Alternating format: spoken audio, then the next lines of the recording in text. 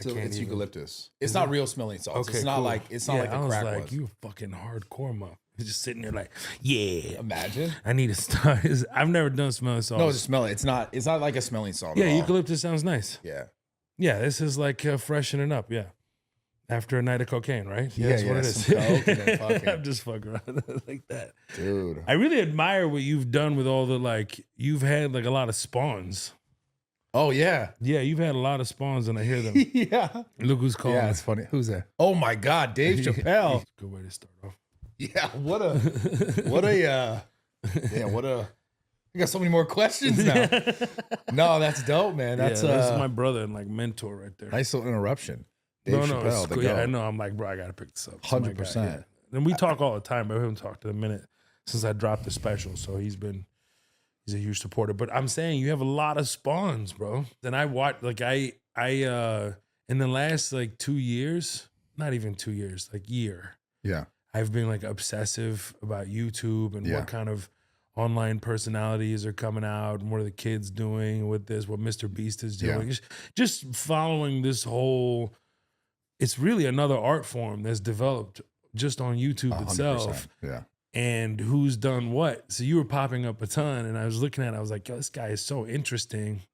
And then I started looking up how you created this whole monster. And I was like, this guy's Jack, number one. And then of course that hat thing went mad viral. Yeah, a few I don't know times. if you Yeah. like that. Yeah, I don't care. Why do they keep grabbing your hat, bro? Bro, I have no idea. I don't know why you want to be smacked by a 265, I don't know how much you weigh now, Yeah. but with a fucking huge, jacked human being. Like, don't touch his hat. Well, it's like, yeah, why are you touching people's shit, period? First of all, you shouldn't, especially on their person. Like, Right. if you see something like, oh, this is cool, you're like, hey, man, don't touch that. It's on the table. Like, it's Right. fine. That's the thing. It's on your person, and you pull off his hat, and you grab, like, you're going to get smacked, Yeah, bro. it's weird. I think, like, it's just, like, that's not the guy you The talk funniest to. part about the reaction to that was the divide between like young people who are like, you're old, you're bald, fuck you. And then the Yeah. old people who are like, why would you ever do that? Yeah, yeah. And I feel like even the young people get to the point where they look back on that video and be like, yeah, why would anyone ever do that? Yeah, you don't disrespect people like that. It's And you think weird. it's funny and you think you can get away with Yeah. it. The point is, even if you forget about right or wrong on your side, if they keep on this trajectory, somebody's going to smack you. Yeah. And it better be, it's probably best for them to happen in a very safe, controlled environment Yeah. as a gym, rather Exactly. than punking some crazy person on the street and then they get shot. Like you Yeah. can get, in some neighborhoods, you grab somebody, you're gonna shoot you. 100%. So so I went down this rabbit hole and I saw what you did with Sarah and Yeah. I saw what you did with Felipe. Like I reached out to actually Felipe because Yeah. I was honestly, it would have been great to get him in my series. Yeah. He would be like that special kind of kid that you could put in mold, like in acting and things 100%. like that. And I think he'd Yeah. love that. I mean, I'll talk to him about it for sure. No, for sure. He would do that. He would, and I have things in mind. So I'm just like kind of like, it's like learning on my own, kind of seeing who these guys are and who these people are and what they're doing with their lives and how they're accomplishing really great things and creating a wealth for themselves as well. 100%, And yeah. so impressive to see. But also it's kind of like a scouting thing for me as well for my future stuff. Like you don't Yeah. know what you're going to find or who you're going to find. Right. And you can just pluck out of nowhere. Yeah. Because I mean, And- nowadays it's like everyone looks to these social media creators for like Sure. presence. Yes, but I'm like an artist, bro. I like making great stories, great movie, great film, great television, great stand-up. Like I'm looking for guys that have the thing, you know? Yeah. There's one thing, it's a whole nother monster to get into production. Yeah. Of shooting an actual like picture. So how or do you television. determine what the thing is? You could just see it, you feel it. You Yeah. know, you could tell if somebody can do it or not, and you just need some guidance to push them in the right direction so they can feel comfortable. Is it mostly the sort of like camera presence? It's camera presence. It's natural ability, like raw natural ability. Yeah, it's pun funny because I intended. could always see that when, like, just like how when I met Sarah or anyone that Yes. I've worked with, you're like, oh, I know that you can do this, Yeah, for sure. Like especially just- when you've been in it forever. Yes, absolutely. When you start doing something, you're like, oh, you could do this. You know, you could do this. Like you Yeah. just need to be like persistent and dedicated and that come up with. Just keep going, be trial by error. Like Yeah. you know, just keep doing the thing, and then as you're doing it, you're gonna get better and better, and you're gonna create a fan base for yourself, and then you'll find out what you're like. Really, there's like an online personality, and there's like a little bit of both happening. There's times where people play it up in front of the camera, where you could tell they're being like it's not natural the way they're coming off, Yeah. And there's people like, no, that's how they are. On camera, off camera, they're just being themselves. Yeah, exactly. And that's the ones that you look for, and you're like, oh, you can actually take it a step further. You tap into this, you tap into that. You know who's like that a lot, ironically enough, just because he's been popping up lately, and I'm supposed to go interview him in Miami, but 6ix9ine. Oh, really? Yeah, I just randomly thought of that. He's the literal same human. I don't know if you know or if you've seen any of his stuff. I don't know anything about 6ix9ine. All I know is all the bad stuff, but it's like, you know, like I have no idea, but that's a very odd situation. Like he's a different example, of course, but I just, you know, I find it like I feel like in the most recent videos that I've seen, because he's been popping off with a bunch of different streamers, I think, right? Like hopping on with them. Damn, you're tapped in because that's like current. And I see him, and I see, bro, that's super I digest so much content. It's like the last 2 weeks current. I digest so much content, bro. I digest like so from film, television, documentary to reading to just garbage, you know, online garbage. Just filter through so much because you need commentary. As a comedian, you just have this bank in your head. I don't even know that it's in there. And sometimes I'll be speaking on stage because everything is improvised for me. When I'm on stage, when I'm writing, I don't like think like today I'm going to talk about this and tomorrow I'll talk about that. And I don't do that. But it's not full improv, right? You have like full for everything from the start of my set, like from starting on zero, like I am now. Yeah. Because I just released Wild World. Right. So ever since then, I'm starting from zero. There's other stuff I could do, but I don't want to do it because it's not what I want to talk about. So you walk on stage and literally just start talking, like figure it out. So when you're actually filming the Wild World thing, it's improv? So no, so the beginning of the writing process for me, which is starting to do pop-ups, like I'll do 80-seater, 180-seater, you start building up to the 500, 800. And then you're picking the best jokes. And now you're picking this, I freestyled on this, there's something there. You know, I'll film everything. I'll revisit it, hold on, make it bigger and bigger and bigger, tighten it up, tighten it up, tighten it up. Then you have a set. And then, okay, now I'm ready for my theater run. Now you do a theater run. Comedy is always... But yeah, I'm sorry, go ahead. The closer for Wild World, which is all about time, I wrote that the day before I filmed. Never performed it. Never did it in front of a live audience. I was inspired the day before, and I wrote 4 pages on time, which I've had in my head, like some kind of version of it. And then it all came together Wednesday. I wrote it out Wednesday. Thursday, I filmed the rehearsal in front of a live audience, which was decent, not good, not perfect. Yeah. But decent, pretty good.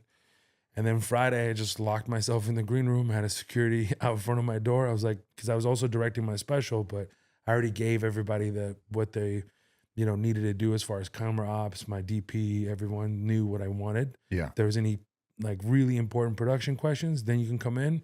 Otherwise, leave me alone. It's me and my boy AZ, and we're sitting there, and I'm just memorizing because I've never done this before. And it's the closer for the whole special. Yeah. I don't know if anybody's done that, but it's really I don't recommend it to just anybody for sure, but it was really, really special. Yes, really you're making something. It's interesting to make something so sincere and serious also funny. Yes, that's what I find really interesting. It's really, but I'm in a situation where, like, releasing season 2 of Mo, talking about being Palestinian in America, taking the family to Palestine in the final episode, from there going on tour, meeting so many, you know, not only fans, but also the fans, and fans are heartbroken in their own right, dealing with their own things from all backgrounds and all walks of life. Yeah. And then you're meeting people, the literal people that actually fled Gaza, kids. Then you're meeting doctors. It's just like so much pressure to kind of capture the time, you know, right? Yeah. To on stage, to really button up season 2 of Mo. This is done now. I'm going to say everything I need to say, both what I think, what the world is thinking, and saying the things out loud that most people are afraid of saying. Yeah. And that was really scary territory for me. It was just really, because I just, you know, I just want to, at some level, enjoy myself on stage and have these observations or the things you want to talk about, and not have this pressure attached to it. But for good or worse, I had to do it. For better or for worse, I had to do it. And the bit at the end is sort of about being ahead of your time, right? It's about time. It's not really ahead of my time. I don't want to be ahead of my time. If you see the bit, you'll know why that's funny. But it's about time. It's about the wordplay around time. It's like a poem, but also capturing this moment in time. It's really inspired because when I lost my sister in July, tragically, just out of nowhere, not out of nowhere, but she's been sick for 3 years, and you know, just you know, I had lost my brother 3 years prior to that, almost to the day. That was sudden. So it just like, it made me think about time and how precious time is and how it's the most valuable commodity. And it's a really, you know, I thought it was just like a really interesting and thoughtful puzzle to try to figure out, you know, and a way to really summarize everything, not only in the special, but of the times, you know. Yeah, in the world. Yeah, in the world. And it's hard not to do it when you're asking me about it. It's hard not to do it, but it's such a wordplay to it. It's such a movement to it. And it's supposed to capture everything that's going on now, but also supposed to be timely and timeless. Yeah, the weird thing about time is, like I said earlier, about sort of being ahead of your time. Being ahead of your time most of the time, sorry. No, it's how it is. I know. Is you're really not ahead of it. You're right on it. I think like there's a lot of stuff, for example, during COVID times that people would say that were like, you're wrong for saying this, or you can't say this, or you shouldn't say this. And then you look back and you're like, oh, those people were right. And it's just, it goes away, right? Because then people don't talk about it anymore. Sort of like this situation with Palestine and with Israel, where it's like, so many people are like, gotten to this point now where they're like, this is wrong, right? This is bad. Obviously, there's still a whole group of people that say, this is justified and this is war and all this stuff. What's your perspective on that as a whole? If you had to, like, I know it's a big question, but on the idea that, because you are Palestinian, which is a whole nother sort of, I'll have another question for you about that in a second, but being in this space, being in entertainment, talking about these things, obviously it's true to you, so you're going to talk about them regardless.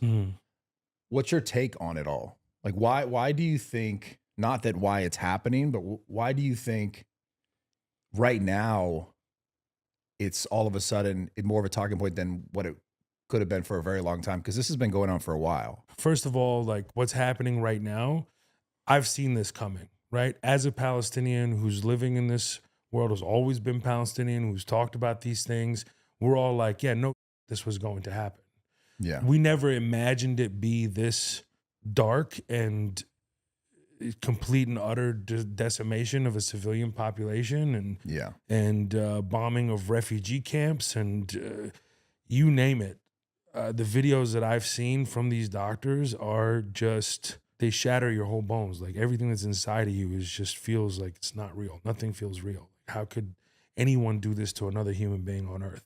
Like, how is that even acceptable? Let's just talk about where it is today. Yeah. Okay. Pre-October 7th, there is Gazans that existed. That, what do you want to say? Well, this is the thing that I found interesting was how, I guess when I was talking about as it pertains to time, the way that it's framed now is it's because of October 7th that there's this sort of reaction of why this war, in a lot of people's minds, I think most people's minds, genocide, is happening. According to every single it's a genocide institution on planet Earth that makes this judgment. It's not even us. It's not you. Right. It's not me.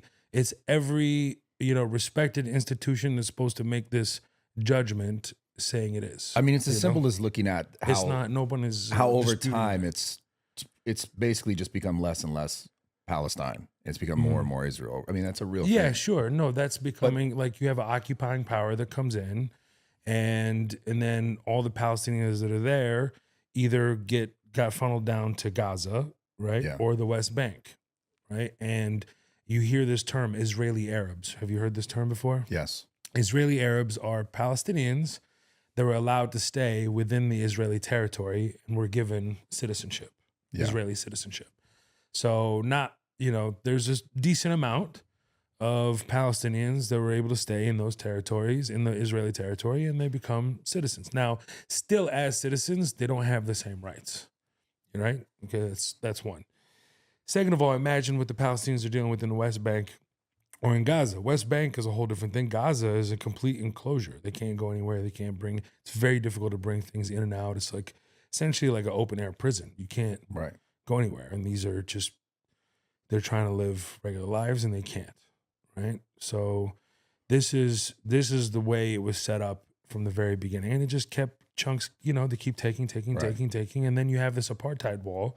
Again, it's every institution on planet Earth calls this an apartheid wall, where people in the West Bank, Palestinians, my people in the West Bank, are all separated by walls, and they're all very, very strategic, and it's enormous. It goes on as far as your eye can see. It is just unbelievable structure. And if, for instance, if your house is here and your cousin's house is here, and they build the wall right here, you guys can't see each other. Literally across the street, you're not allowed to see each other. And this is what it's led to. All these many, many years of being occupied by the Israeli government, and many, many years of subjugation to violence and being secluded. Of course, it's going to create resistance. Of course, it's a natural thing. Like, this whole idea, it's just very, very frustrating. And this was like very open. If you look at the New York Times article in 1899, they said their plans, the Zionist plan was to colonize Palestine in 1899. They said it out loud. Yeah. They're planning to do so before World War II even happened. So it seems like it's all planned out to occupy this land and to create this narrative that these people are not from here, and look at them, they're crazy, they're terrorists, or this and that. They're just trying to live and have a normal life in their own lands, and they love their land more than anything else. You can't take them away from it. You know, I've never been allowed to live there and have like a full life there. If I lived there, I'd be stuck in the same situation. That's why my parents, when we flooded the Gulf War, we ended up in Houston, because they know if you want to have a future, you have to be outside of the West Bank. You can't have a full life inside there because you're so restricted. Yeah. You can't even go to the neighboring city, the biggest city, Nablus, from where we come from, you know, without it taking like 2-3 hours. And it's only 5 minutes because of roadblocks, because of all the unpredictability, all the settler violence and things like that that happens. Is, you know, it's very, very sad, and it doesn't have to be that way. And it's extremely painful. And again, I try to surmise it on a podcast like this. It's not really the best platform. We should have several people. We should have like a great, you know, conversation and breaking it down and really just having a historical rundown of this is what happened at this date, this is what happened at that date. Like, that's what really needs to happen. Right. For it to really be understood completely. But it's very, very simple. There's people that came in. They came in as refugees. Palestinians accepted them. They felt bad for them. They're fleeing World War I, fleeing World War II. They let them come into their homes. They took care of them. They were seeking refuge in these in a lot of Muslim countries, not just Palestine, which is, you know, also a heavily Christian population that still is there today. So people don't even think here in America, or there's Palestinian Christians. Like, yeah, bro, where did Jesus come from? He didn't come from Europe. He came from Nazareth and Bethlehem. Like, that's what it's known for. So, you know, there's so many like not nuances. This whole, I don't even like these words. There's just so much information. Right. I understand. There's so much catch up. You know, you understand, but I'm talking about whoever's watching this. Like, they need to know. There's a lot of catch up. But the bottom line is, you have people living in an apartheid situation. You have Muslims that can't walk on certain roads, Palestinians or Christians for that matter. If you're Palestinian, you can't walk on a certain road. You can't go this way. You can't go that way. You can't do anything. And you're called the crazy person. This is... Well, that's the thing that's the most bull, in my opinion. Yeah, it's bullshit. But you should be able to have logical conversations in the end to get to a proper conclusion. If you're not able to have these conversations, then what are we doing? What's the point of being human?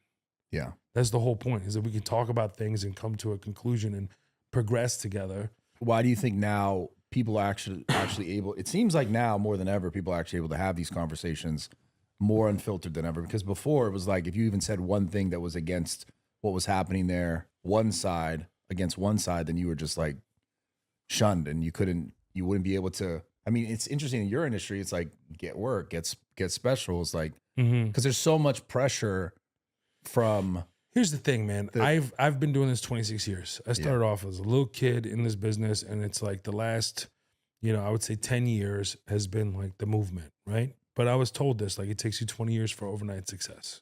That's what it is. You put in the time, you put in the effort, especially as a comedian. You have to just work at your craft. It doesn't happen overnight. And if you get famous really quickly, it's usually fast rise, fast fall.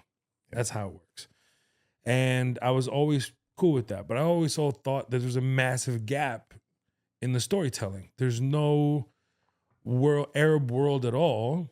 And everyone sees the Arab world as people who are just on, camels riding through the desert, and they just look weird, and they have, it's just absurd. Like, this is an ancient civilization, ancient language.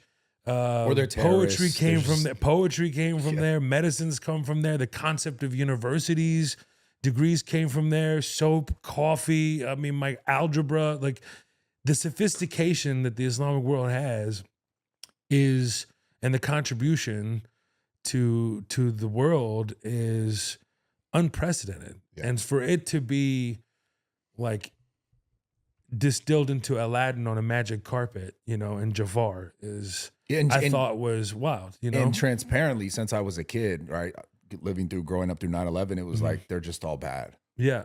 Yeah. Like that's what you were taught. Right. You were taught that, the whole TSA thing, it was like because of this, it was because of Muslims, it was because of, Middle East. And like, it's so funny because looking back at it now, I'm like, what the? There's just so much media. There's been so much for so long pointed at that group of people in a very negative light. And what you're saying, like, there's obviously so many contributions. There's so much to the world. I just find it interesting. I find the whole thing very well, it's not different. If you want to conquer a particular area in the world, you have to dehumanize them. That's how that works. It went on in, with Japan and Southeast Asia and everything else, the stories that came out of that, how they look at them, how they view them, how they are in cinema, all this is very standard. I don't find it shocking. What I find shocking is that people believe it. That's the part that's crazy to me. Well, people believe if you just go what they there see. right now, even like with the Riyadh Comedy Festival, right? There's comedians that went there. I went there. I did a show there, and to me, that there's several levels to it. Number one, those who accepted it and then came back and apologized for doing it. That's crazy. Okay, you went there. Then the people that went there and came back, and I'm like, what do you know? They left. Oh shit! They thought it was funny. Yeah. They have a sense of humor. It's crazy. Yeah. Like, what do you think they're going to do? They're going to start, ooh, ooh, ooh. Like, what are they going to do? Like, that's how they react to jokes. So that's also like, I know what they're saying. They don't have like, it wasn't ill intention in saying that, but it's subconsciously like, bro, that doesn't sound good either. Like, you're surprised they actually had a good time and they're sophisticated enough to understand your dick jokes. Like, yeah, they can. What are you talking about? Yeah, they do laugh. They have a great sense of humor. It's one of the oldest storytelling traditions on planet Earth. Yeah, comedy. Like comedy, but no, the Arab world itself. Like, this is where we come from. We tell stories. Right. So that's nuts to me. And then there's a trust between me and my audience. Like, hey, you should trust me to be myself, the same person in America, in Houston, where I'm from, or wherever I am in the world, to be the same. I don't go to Saudi and be like, oh, for America, I go there for, I don't play this game. Right. And there's comedians that do that. There's people that do that. And they think it's funny and this and that. And I go there for a different purpose. There's someone who comes from my background, who's been at this for a long time, fans of mine from Palestinian backgrounds, from all walks of life, that are coming to this show, that are seeing me perform. It's a historical thing. I'm saying things that they can never say. They didn't know if they could say or even see someone do that. I got so many messages, so many emails. I brought my kids. I'm so glad they got to see you on stage perform. It's such a big deal. Yeah. It's historical. I want to show them it's possible. That's how you move the thing forward. And it's funny that they focused on comedians in particular when they're all doing business. Everyone's doing business. The sporting industry, from UFC to boxing to football. I mean, Tom Brady's playing a flag football game for $75 million. Man, I mean, yeah. But the comedian's the one who talk the shit, who say the most things, who I think that's push why. culture forward. That's why. But that's the best part. And I'm that's not how saying, you can push it forward. You're not wrong, but I think that's why. Because that's in the storytelling. There in comedy, there's so much truth Because that's how you make something funny, because it's about something real. Yeah, but I thought this is what they wanted. They wanted it to progress. They wanted to move forward. Well, some people. So if you send people that's the whole beef about Saudi. It's like, hey, these guys are not moving forward, isn't that? But that's what they're doing. They're bringing comedians to show you that they're allowed to have their self-expression and to do their thing, and they're not going to be hindered. And you know, in their comedy and their stand-up, they could do whatever they want. Was there a quote that Dave Chappelle said he's like, there's more freedom of speech in Saudi than... Yeah, he was saying I can say more things just after the Charlie Kirk thing. Yeah, he said that on stage. Yeah. Obviously he's warning. He's throwing like a flare up, like, hey, you know, it kind of feels that way. Yeah. You know, there was a sense of truth to it, and there was a sense of sarcasm to it. That's how I understood it. Fair. You know, it was that. It was more like, hey, I'm making a joke. Like, hey, it's getting wild out here in America. I don't know if I can say this. It feels like I can say this here more than I can there. Yeah. And from him, that's pretty funny, because he's one of the pioneers of just saying whatever the you want. Yeah, exactly. Especially in comedy. Being very honest and transparent. Yeah, absolutely. And going for that 100%. I think that's the way I understood what he was saying with that particular comment. And I also think it's kind of like unfair for comedians in this case, where, you know, sometimes you're just working through the material and somebody will be there and they'll just record something or write something when it's not completely fleshed out. Like, to me, whenever I release the album, which is the special, then judge that. Go for it. You know, dissect that, go into that, break that, you know, go ahead, do your thing with that. I don't mind that. That's what I intend to do it. But imagine like walking into a studio while a musician is like in the middle of writing his song, and then you go review his song. This song's a piece of shit. He hasn't released it yet. Yeah. You know, he hasn't even put it out yet. You have to like be patient. But I think that we're in this reactionary, you know, kind of world where we just want to, oh, this is provocative, right? This is a headline. Yeah. This is to get people to look at it. So I think that until, you know, he releases his special, whatever he's working on, if he's going to do that, that's when you can judge it and look at it and review it and feel whatever you want to weigh about it. But that's what art's supposed to do, man. It's supposed to make you uncomfortable. It's not supposed to just make you laugh all the time. And that's one of the most important jobs of a comedian. You got to make them laugh. But you also, the great ones all made you think. Every single one that's revered today in history, it's an absolute fact. They also make you think. And sometimes make you cringe. Sometimes make you feel uncomfortable. But you have to feel something other than like just laughing out of your head, and then you walk out. You're like, I don't even know what the guy said. I don't even remember one joke. Yeah. Or maybe this thing I really liked, but you don't remember. It all feels like the same type of experience. When you walk away with something, you're really reflective, but you had a great time, and there's some emotionality attached to it. That sticks with you. That's real. To me, that's like real art. 100%. Yeah. Have you ever had pushback like throughout your career of stuff that you wanted to talk about or stuff that you wanted to say, or, you know, for example, the Netflix sort of, it's like a kind of like a documentary, but like a show at the same time. I'm talking about my series. Yeah. No, it's a series. It's a television show. Right. But it's very grounded in my own life experience. Right. Yeah. Did you ever get pushback for wanting to make that? Like to even get to a platform like Netflix? No, when I pitched the show, it was very captivating. Like the way I pitched it and I put it together, and it was. I thought it was great, by the way. Thank you, man. Yeah. Thank you. I was like, is this real? Is this real? Like, it is. Some of it felt real. You know, some of it when I was doing it, it was really fucking hard because I was like recreating like old moments from my life, or some cases, you know, those who are no longer with me, like my grandmother or my grandfather, or you know what I mean? Like that shit is, or my dad. Like that shit is just really difficult to like. And you directed that recreate. Too. I directed 3 episodes. And Slick directed the others, and he and I worked together hand in hand to like fulfill my vision and stuff like that. And he was very cool about like walking me through like, how did you imagine this, and he was really like tapped in to try to create my vision. And I'm very like, I love him so much. Like he's a great dude. And yes, I did.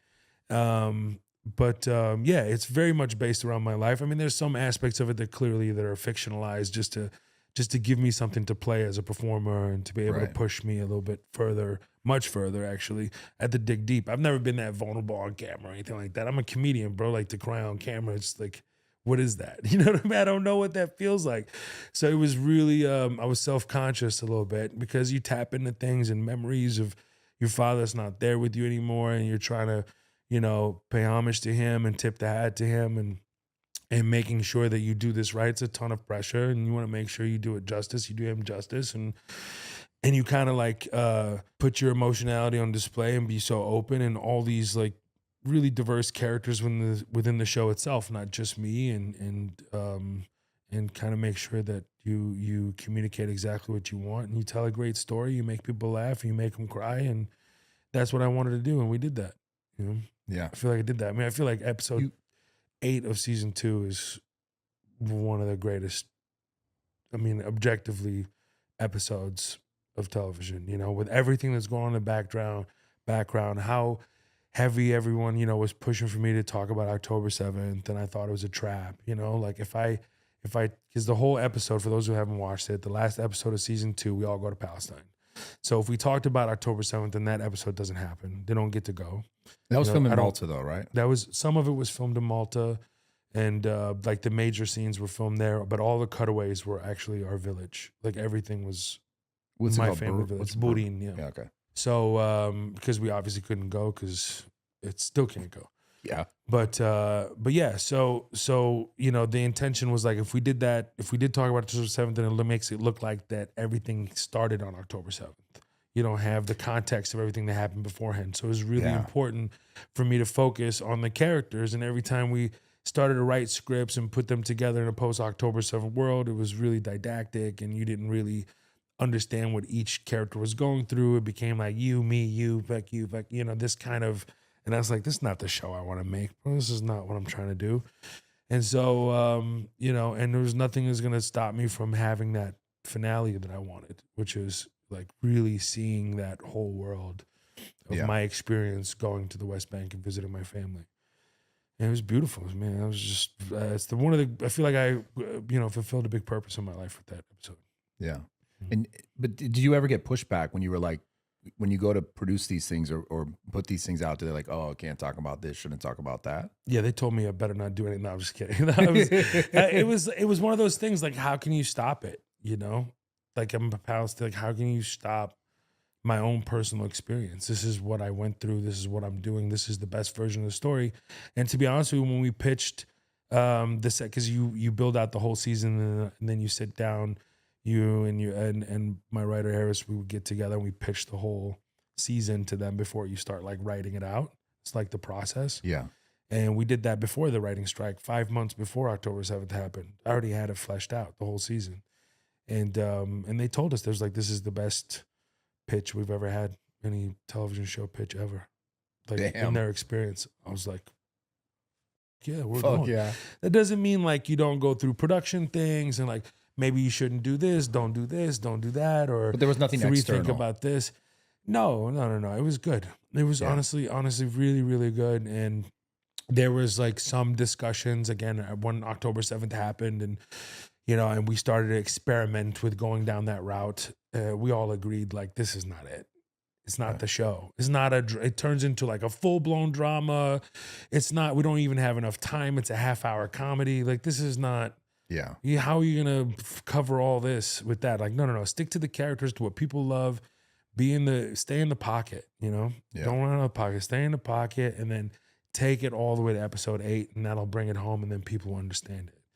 And then, you know, we end on October 6th very, very deliberately. I wanted to do that, you know? Yeah. I want to talk about your father passing a little bit. He passed when you were 14, yeah? Yep. And how did he die?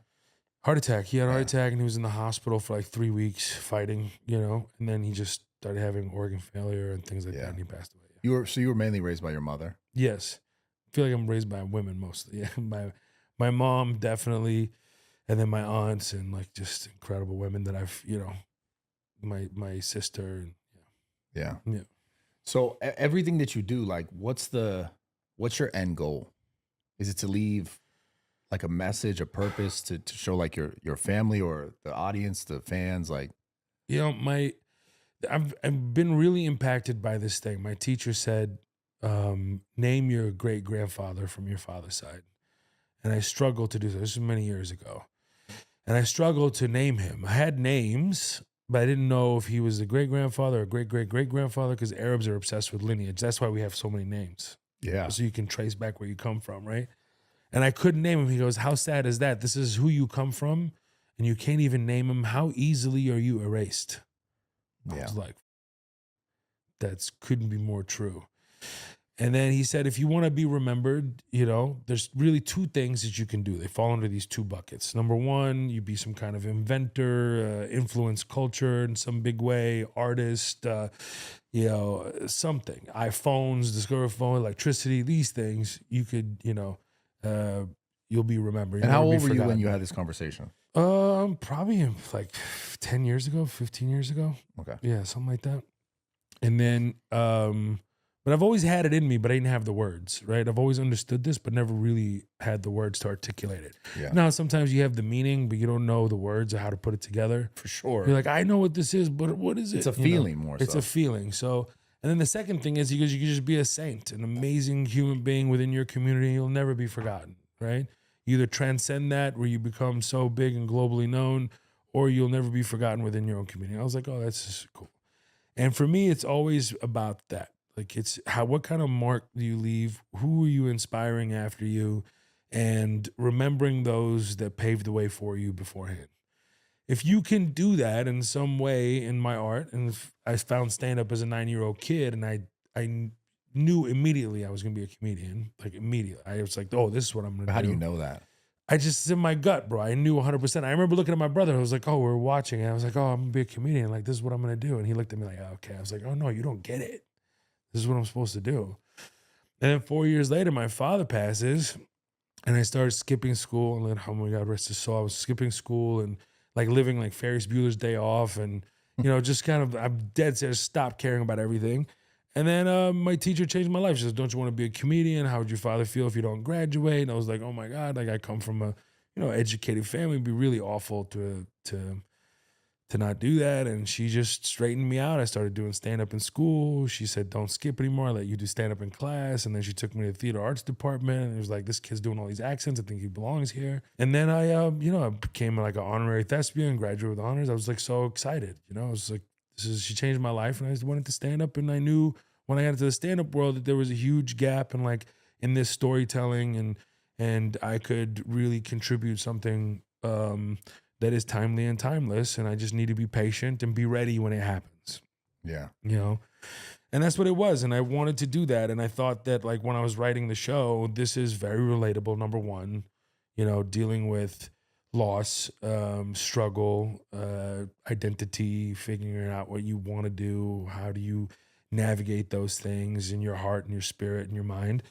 And I thought it was just a really interesting thing to go in and really push myself to discover it, you know? And it was scary at first, but after I did season 1, I went head first into season 2. I was like, let's go all the way.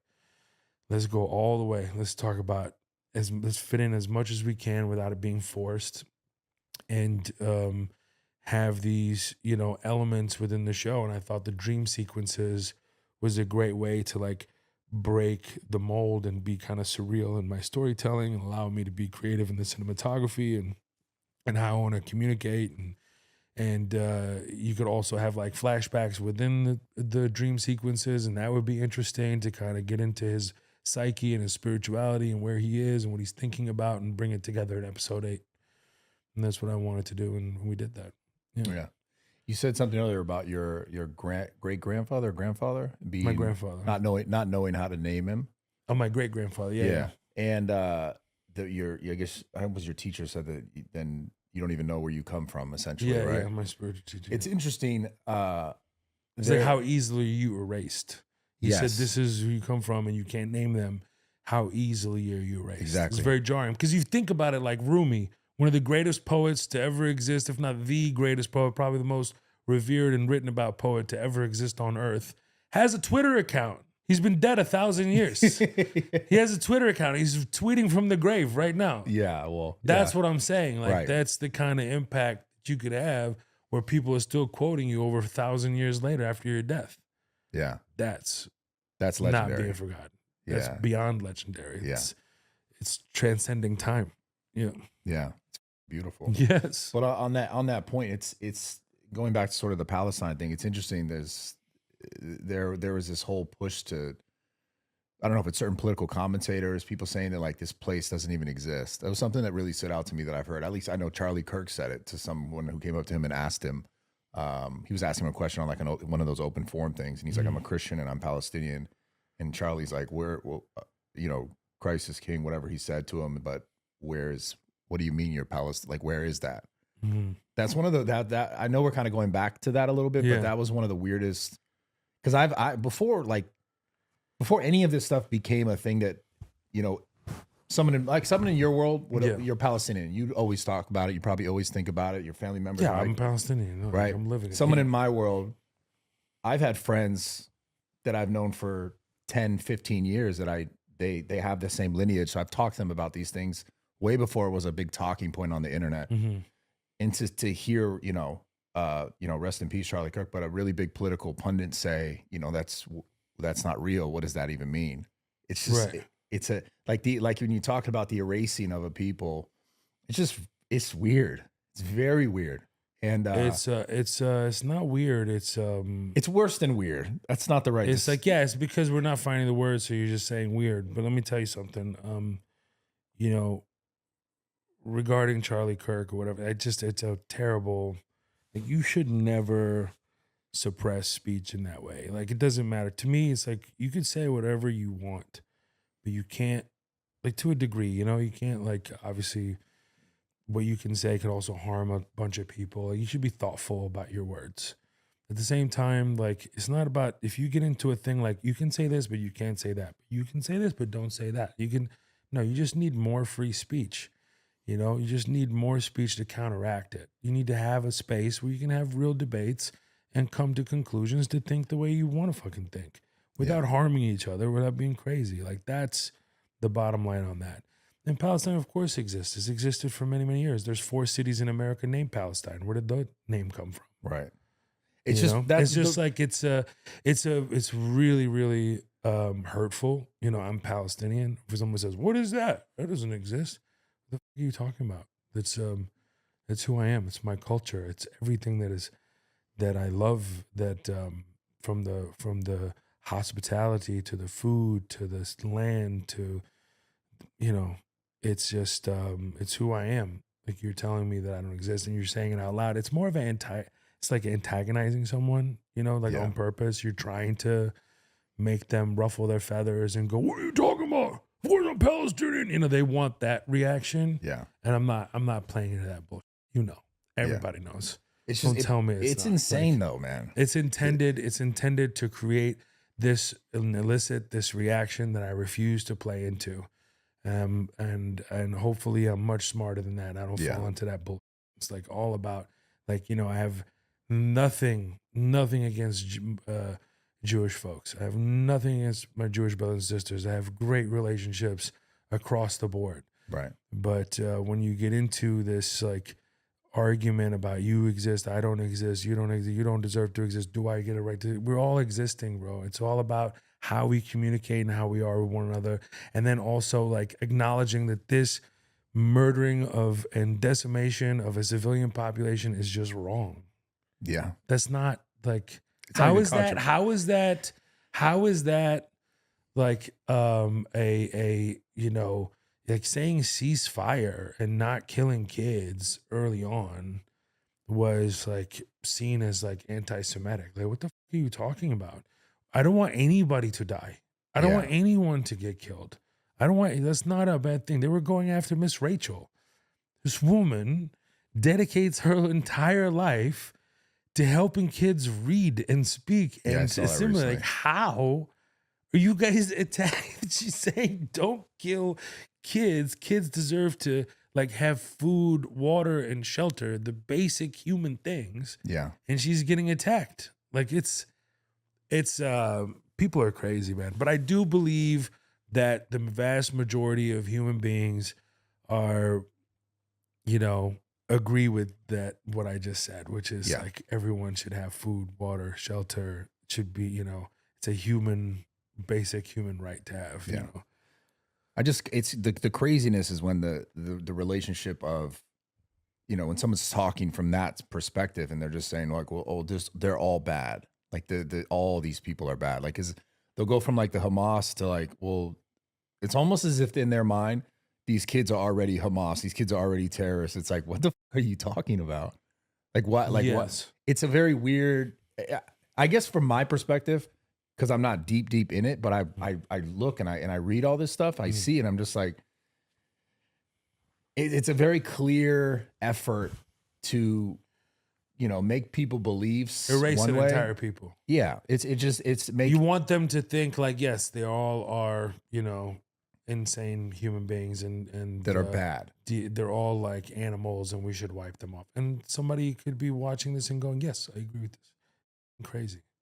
For anybody to think that of any human being is a loss, like a massive loss for entirety of humanity. There's like no way around it.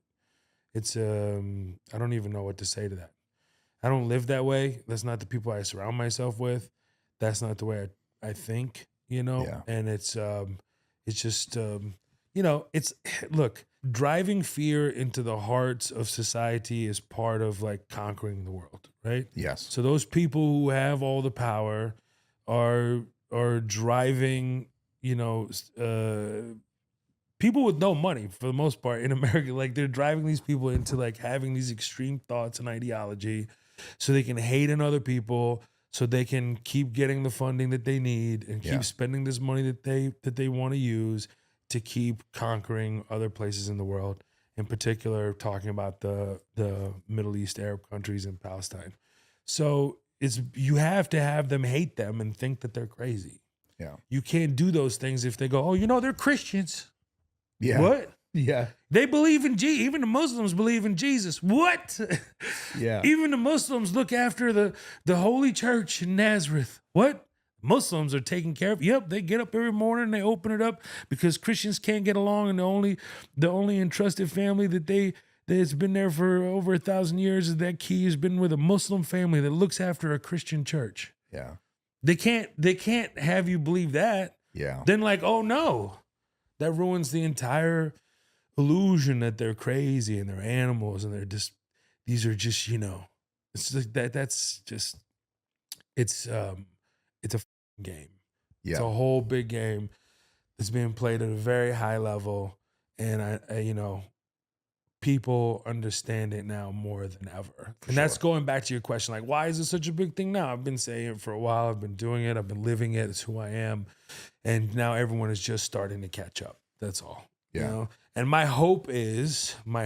real and sincere hope is that everyone truly comes to their senses, and people in the West Bank, or Palestinians in the West Bank and in Gaza, can go back to having better lives than they've ever had before, and to really open things up and to get rid of this apartheid wall and apartheid living, and to really have the freedoms to build and develop and to be, and have futures of their own. That's my... Just be sovereign, man. Bro, it'd be fine. Yeah. Everything will be fine. There's plenty for everybody. Stop. Yeah. Just stop. Now, Palestinians live freely. Stop. They're living in their own lands. Like, stop, please. Now that's your hope. Do you think that's like going to be a reality? I don't know, man. The whole world seems to be going down the shitter, so I'm really hoping not. I'm really hoping that it does happen. Obviously, what I was just said does happen, but I don't know. I hope that cooler heads prevail. I hope that, that the pressure of the world and everything, really wins over, and we get to see that come to life. But I don't know. I don't know. I really don't know. So going back the to only thing I control is myself and how I behave in the world and how I move, and it's the only thing you can control. I don't know about anything else. Everything else is in God's hands, bro. That's a fact. Yeah. Going back to the special a little bit. DJ Khaled, huh? Yeah. Honestly, one of the greatest openings of any special. I'm sorry. With that lead up, nobody's done that. With the hard open into DJ Khaled. Yes. Yeah. Why do you think there are people like that who basically got the same exact blood as you? Yeah, they do. Yeah. Decide to just not say anything ever. I don't know why he hasn't decided to say anything ever. I was just like, look, the duty of a comedian, I said duty. The duty of a comedian is to is to basically, talk about things that everyone's thinking that they're not saying out loud potentially, and observe those things that are happening around you. And that's why I did that in the special. It's like, yes, and also like, what's wrong with you? Like, why are you? Because I know in 2021, when they were bombing Gaza back then, he did do a post like for 2 seconds. He had a post, Yeah. had a Palestinian flag. I don't know if you ever saw it. He had a Palestinian flag and said, "Thinking of my people." And then the thing got ripped down quickly. So I remember that happened. So I don't know what's going on behind there, but to me, that bit of opening up that way, and then I give him a chance at the end. I'm actually giving him an opportunity to fix it. Whether people will believe it or not or whatever, most likely they won't. And it won't do any good probably. So that's why he's still like sticking with this thing. The thing that's so grotesque about it is that not only did he not like say anything like as thinking of my people, please stop, hope, cooler heads can prevail. We all need to, whatever, fucking say something, right? Anything just to say that and then move on. At least do that, right? So he didn't do that, but then he doubled down and be like eating at buffets and in the Bahamas and a crazy amount of food and close up, and then opens up a fridge full of ice cream while people are starving. I'm like, bro, come on. Like, that's not the move. That's being completely unaware. So I think people just got angrier and angrier and angrier. And all it was like a release valve, right? Yeah. All that tension, I was able to release all that tension. I said the thing that everybody was thinking, but didn't really say out loud, especially not in front of many, many, hundreds of thousands of people around the world in my shows and stuff. But and now to millions of people on Netflix. But it was intended to be that. And that's why I said it at the end of the special within the time bit. I was like, my mom said, if you love me, show me. And that's why I'm so upset with DJ Khaled. And people start to laugh. I was like, no. He's in these unprecedented times. Instead of being with the times, he's behind the times. And for this guy, it's always dinner time. I know it's a fat on fat crime. I didn't want to say it. You know who put it in my heart? God did, So that's why I'm also offering him an opportunity to like respond. He can shit on me, he can say whatever he want. Or he could be like, yes, this was wrong, that's what I'm going through. Or he could do nothing at all, But then he could be helping quietly and we don't even know. Like, we don't really know. So it's important to like not fully, brush him off, but also it doesn't even matter. Like, it doesn't matter. It's just wildly disappointing, but people don't even know it's Palestine, which I think is freaking weird, Yeah. It's kind of weird. Yeah. I think his name was like Arab Attack or something. Yeah, before. Yeah, DJ Arab Attack. DJ Arab Attack. It was. Yeah. It's really funny. He said, I got to rebrand this. Yeah, it's after 9/11. What are we going to do? Yeah. Another one. No, that's not good for after 9/11 either. Oh my God. No, he's I don't know, bro. He speaks in like I don't know. He speaks in like catchphrases, and I had somebody meet that's met him, a friend of mine. He's a hip hop artist at Canada, and I don't want to say his name because he can give me permission to talk about it. I'm gonna do it anyway. But he's like, he met him in the Middle East, and he was like, bro, the whole year you've been saying God did, God did, God did. Now you're like 45 minutes away from Mecca. You should go thank God for all these Grammy noms and all the love you're getting. And his response was incredible.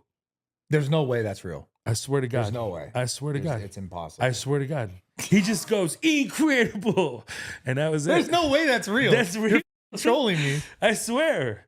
He has this like very heartfelt thing. He was like, bro, it's beautiful what you're doing. You should go thank God. And this and that. He goes, incredible. And he said he didn't say anything afterwards. He just walked away.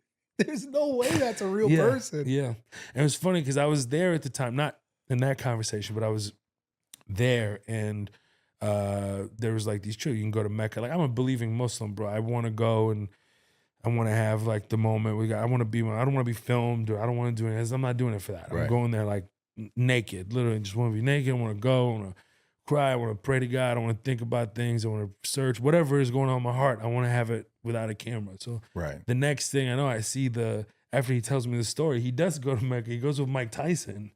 And they invited me to go. I could have been in that situation. Yeah. And I was like, no, I want to go. Just really go. I want to really go in the middle of the night, where it's not busy. Like, it's just me with God. It's a beautiful thing. And he did go. He did go and he filmed it with Tyson and all that stuff. It was weird. It was like kind of weird. But, again, we live like we say, Allah Adam. We don't know what's in his heart. Only God knows what's in his heart. So I'm not judging complete, but also like, yeah.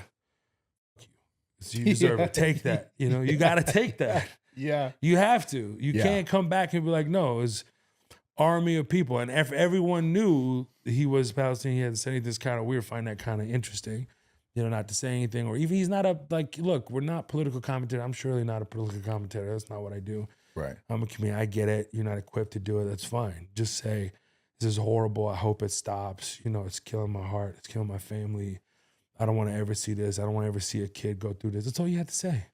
Yeah. You tap out and you go. But then that's just like the whole conversation just goes back to, well, why are they not saying it? And then is it just because they feel pressure from the outside source somewhere? Yes, maybe. I don't know. That's only he can speak about that. Right. And I'm not gonna get. I don't like just trying to make assessments and come to some conclusions that maybe not true at all. Like, I don't want to do that. It's between him, and God and his family, because.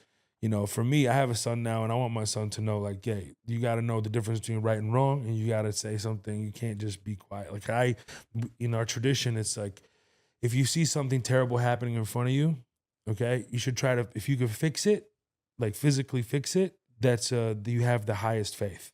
If you can't fix it, like physically do something about it, say something about it. Right.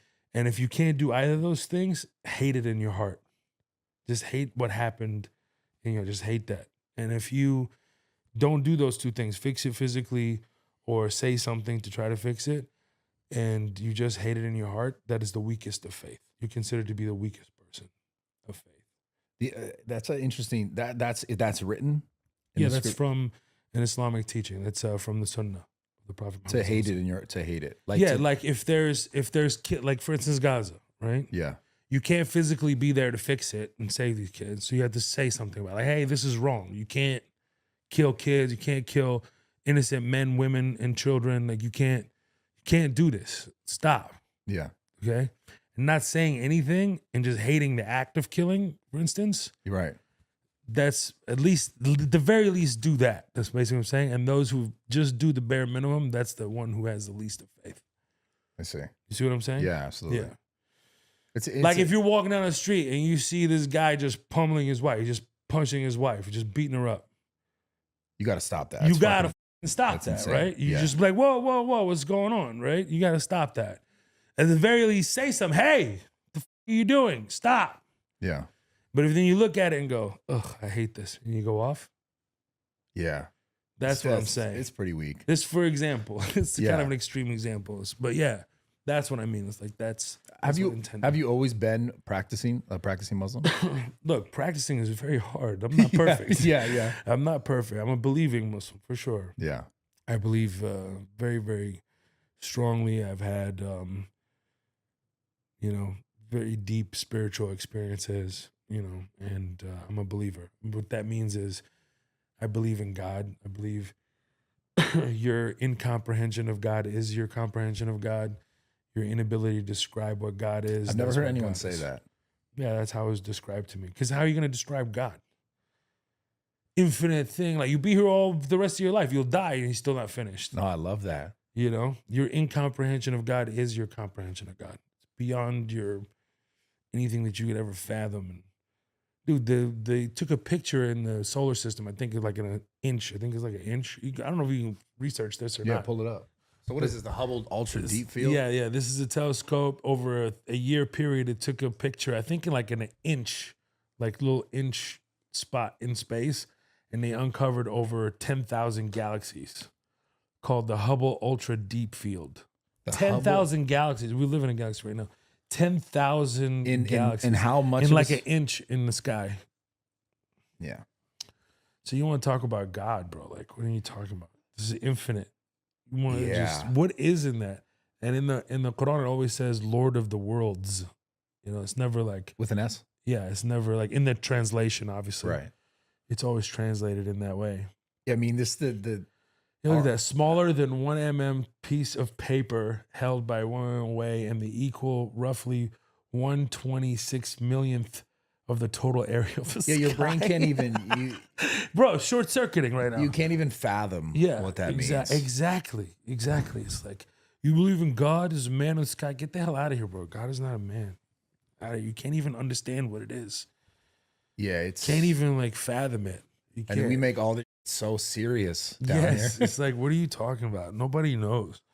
It's that's what it is. I'm a very much so. I believe in Islam, meaning that I submit to the will of God, and that I know that I am, just a human being trying to figure it out in this realm of existence. Yeah. Yeah. In that, with that mentality, does that not feel sometimes futile? Like, does it not make you feel like obviously I understand the idea of submitting to the will of God. But in this like complete infinite almost, I mean, damn near, right? It is absolutely infinite. It's like it never ends. Yeah. Does it ever make you feel more powerless? Well, that's the point, isn't it? It's actually powerful to know that, but also like, you don't have power over anything. You just can control what's in front of you.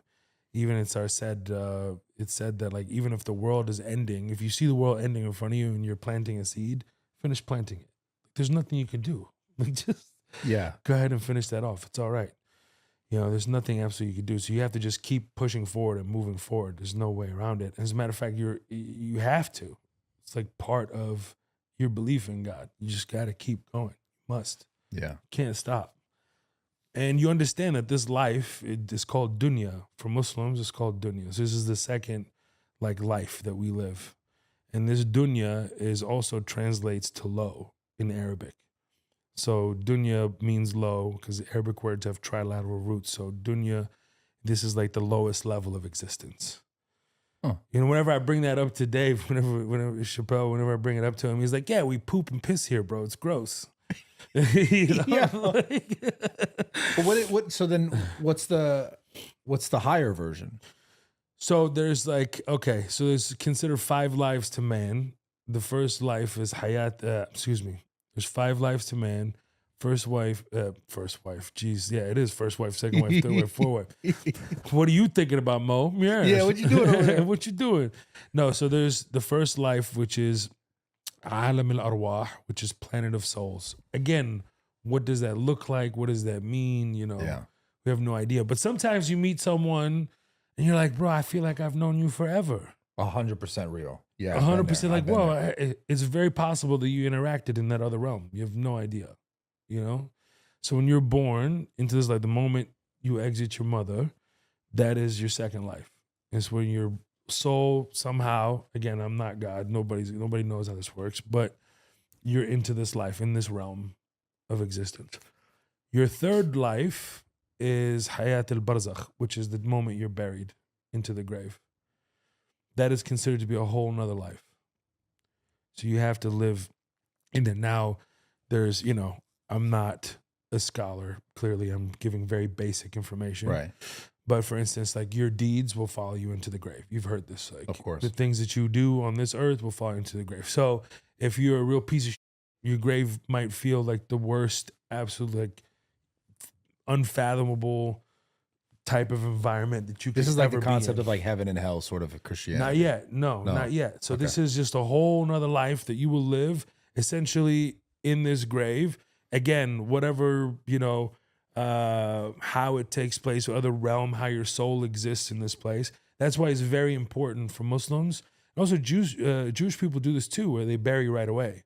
So for Muslims, it's the same thing. It's better to be buried in the same day, very latest the next day, unless there's like foul play, there was a murder, God forbid, or they need to do some kind of autopsy to find whatever. Surely there's like, it's very logical religion, So it's intended to for those reasons, so that you can, prolong it. But it's very important for the soul to go in right away. It's very, very important. There's a cleaning process. There's all this. There's no casket inside of another casket. The casket. This is crazy. Like, I don't even know why people do this. Like, it's probably a money thing. But what are you talking about? Like, it's just an absurd thing to just want to be put in a casket, another casket, and then they have to actually put like a cement thing on top of you. So imagine how crazy it is. And I want to wear a suit, like my favorite suit. Like, dude, just get in there. So for Muslims, you have to be washed a certain way, cleansed a certain way, prayed on a certain way, and oil with no alcohol in it, like a smell good. and You get a pick a white cloth, like a lavender. You could do lavender, I think. That's Lavender, my is that what favorite you song. like? I love it. Yeah, You yeah. can have lavender. Put it in your will, bro. Put it in your will. And you wrap with a cloth that's not stitched. It's pure, cloth, and then you wrapped in that, and that's it. Everyone is buried that way, with your face or head towards Mecca. And that's it. You're buried that way on your right side. I never knew that. Yeah, and it's all you're buried right into the dirt, right into the dirt. There's no casket, other casket inside of another casket, Interesting. clothing, put in this. No, you have to be washed and purified. How is this the first time I've ever heard of this? I think most people don't know this. Yeah. Yeah. What the? Yeah, so that's how you go in right into the dirt, as you're supposed to. You come from this, go back to it. Yeah. Yeah. That's how you go. And and that's it. It's over. And that's your third life, Hayat al-Barzakh. And the fourth life, is the Day of Judgment, which will feel like 1,000 years or something like that, 1,000 days. So like you're on DMT. Yes. I have no idea what that's like. Oh my God. Have you ever taken any drugs? No, nothing like that. Nothing. I keep my drugs vegan. Yeah, I'm very So mushrooms. I'm very weed and mushroom. Yeah, that's it. That's it. Well, ayahuasca is of a plant. I can't do that. It's I'm vegan. not doing it. Yeah, it's vegan. I've done it 3 times. You've done it 3 times? 3 times. Have you seen the other side? Yeah, I got 1 time. Yeah. Yeah. How would I? You have to describe do it with some kind of person, though, right? Like, yes. Lead yeah. you. And I did it like ceremonially. I didn't just like take. Yeah. That's not what Yeah, all. yeah, what I yeah. was- I knew it wouldn't be a good situation if I just did that. Mm. I did it with the shaman, and I did it in a way that was like, incrementally and ceremonially, like with a purpose, with intention, trying to figure out, certain things in my life, personal to me that I wanted to sort of understand better. Interesting. But there is a weird moment of when I was sort of at the peak, I guess you would say, of this experience that you feel very, I don't even know how else to describe it, but one, like everything is almost one, like life and death almost existing in the same, It is. the same timing, and it's You could okay. have just converted to Islam and not had all this extra ayahuasca stuff and come to the same conclusion, man. For me, like I'm so scared. Like I don't trust who's putting me under. You know what I mean? Like, you look at the surgeons before you go to sleep. Like, man, I don't know what y'all gonna do, but all right, I'm just gonna go. No, to sleep. I never like. I just feel anesthesiology. weird. I just don't know whose intentions or what. I just kind of feel weird about that. I get it. Yeah, but I also get why people try it and try to, do that. I'm just, it's not for me. I'm scared of my mind. I already have like a really, really expressive and I just think so differently. I don't know. I just get worried. Like, I don't know. I get that. It might short circuit. I might be a different person after. I don't want to do Yeah, that. I see what you're saying. Or maybe I want to do that. I don't But know. you've done mushrooms. I have. Yeah, I have. It's similar to that. It's kind of similar to that. I don't know. but I've a lot heard more- the stories on ayahuasca. It feels very, very different. That's what everyone that tries to pitch me ayahuasca. Mushrooms like level 1. Let me do it. Yeah, level 1, bro. Yeah, exactly. It's fucking then- level 100. Yeah, it is. It is. Yeah, I'm not doing that. It is. Like, no. I'll just wait until I die. You know what I'm saying? Fair. I'll see what that's like when Fair. I get there. Fair. And do as much, hopefully, as many, many, many, many years from now. But yeah, that's yeah. Anyway, 4th life is the Day of Judgment. The 5th is heaven or hell. Again, whatever these look like, Yeah. We're very, hell, we know what hell is. Hell is hell. Yeah, it's not good. Hell is hell. Not Hell good. is a man. terrible place. Horrible. Have you ever been afraid of dying? I think the fear around dying for me is not seeing like my son grow up or being around for my mother and things like that. Just seeing her lose, my brother and sister. Like God forbid, I don't want to see it. That's the part that I don't wish that. I think that's what I think about more. But I don't really fear. I don't fear like the actual that side. No, what I fear is that I didn't do enough. Yeah. That's what I fear. It's not the actual act. Especially just having a son now just changes the whole game, man. Yeah. Changes the whole game. Like, I need to be here for you, bro. Like, Yeah. and that's what I'm consumed by, to be honest with you. Yeah. Yeah. Is it leaving something for him or showing him something? Yeah, I do. I leave him messages all the time. Like when I'm on tour, I have a videographer and stuff. But I'm No, always but I mean, like leaving the something. fear of losing. Obviously, you don't want to. I just want to see him. I just want Yeah. to see what he does, like in the physical form. You Yeah. know, I don't know if I'm able to like zip through a black hole when I'm gone and like, let me go check on him real quick. You know, I don't know. Yeah. But I would love to just see that in person. You know, I always just think of my father being able to see me like doing these big venues and, you know, fulfilling this dream. I just think he'd be over the moon. He'd be like, oh my God, you know, just having my mom see it. And that's what I knew when I was famous as an immigrant. This is how you know you're famous, is when your mom receives a message and it's a video of me, but they don't even know that she's my mom. Right? They're like forwarding something to Did her. you see this? Bro, I'm WhatsApp famous. That's crazy. WhatsApp famous is the most famous you can get in my family. Like That's when it crazy. circulates on that, somebody needs to like quantify all the like WhatsApp views. Nobody talks about that. You know what I'm saying? The WhatsApp views. Yeah, like nobody. We have group YouTube chats. trackers and stuff, but those WhatsApp views for immigrants, crazy. So someone had sent something to your mother, like, Yeah, look video. at this piece of content. Yes. And it's yeah. like, that's my son. It's a piece of the special. Yeah, she didn't respond as my son. She was like, oh my God, somebody sent this to me. They don't even know that you're my son. I was Yeah, like, isn't that's- that? And I said to my mom, isn't that amazing? She's like, yeah, that is amazing. I was like, what's really amazing is that I came out of you. So you're actually the one that's dope. That's a blessing. You know? It's Yeah. dope. Yeah, you did it. You've done a lot, man. Like, genuinely. Bro, from nothing. I'm so grateful. I'm so grateful, bro. So much more to do, so much more to accomplish, so much more to write and like put together. I'm really, really excited about it. What do you attribute it to? What do you think it take? Like, like obviously your whole life is what it took, but if someone watching this from your shoes, or you know, someone similar to your shoes, obviously not your shoes are unique, but what do you think it takes for someone to be able to do like what you've done to the level that you've done it? The patience, bro, and pushing through and belief. Like it really has to be your destiny. Like it's clearly like my destiny. Everyone that doubted me, maybe there's not like in my friend group, there was only a few like, are you sure about this? You know, this and that when I first started as a teenager. Yeah. But once you fulfill a particular destiny, everyone's like, damn, that was true. That thing was right. So you have to make sure like you're honest with yourself along the way and to understand, like not let your ego get in the way of accomplishing what your true destiny is. Yeah. Because some people think like, this is what I'm supposed to be doing. And then there's so many signs along the way that show them they should be like, you know, a great writer, a great filmmaker, a great this, but they want to be a comedian or they want to do this or whatever it is. And they maybe missed out on what their thing is. So I love that you said that, because I feel like that's one of the most common things that specifically young men deal with, like finding purpose. Mm-hmm. How do you know what to listen? Like, how did you navigate that? Like, how did you know which ways to go? I had great mentors. Like when I first started stand up, it was in high school. And then I had my theater teachers that taught me like performance, stage presence, understanding how to communicate, look, sing even, you know, dance. I didn't know how to do it. I still was doing it. I was like, oh, this is wild. And then from there went into stand up. And then I met my stand up mentor who took me under his wings, who mentored a lot of great comedians that went on to have great successful careers. You know, Ralphie May. Yeah. We had the same mentor. T-Sean Shannon was also one of his mentors who went on to write for SNL for like 10 years. And then Shea Rivera had an HBO special. There was like a ton of people that were in his orbit that he gave like, you know, his opinions on and gave him his like mentorship that went on to have great careers, you know, respectable careers. And when I was 17, I walked in this club, I did stand up. He walked me outside. He said, listen, he took me outside right away. He was really excited. He got real pumped up. And of course I got pumped up.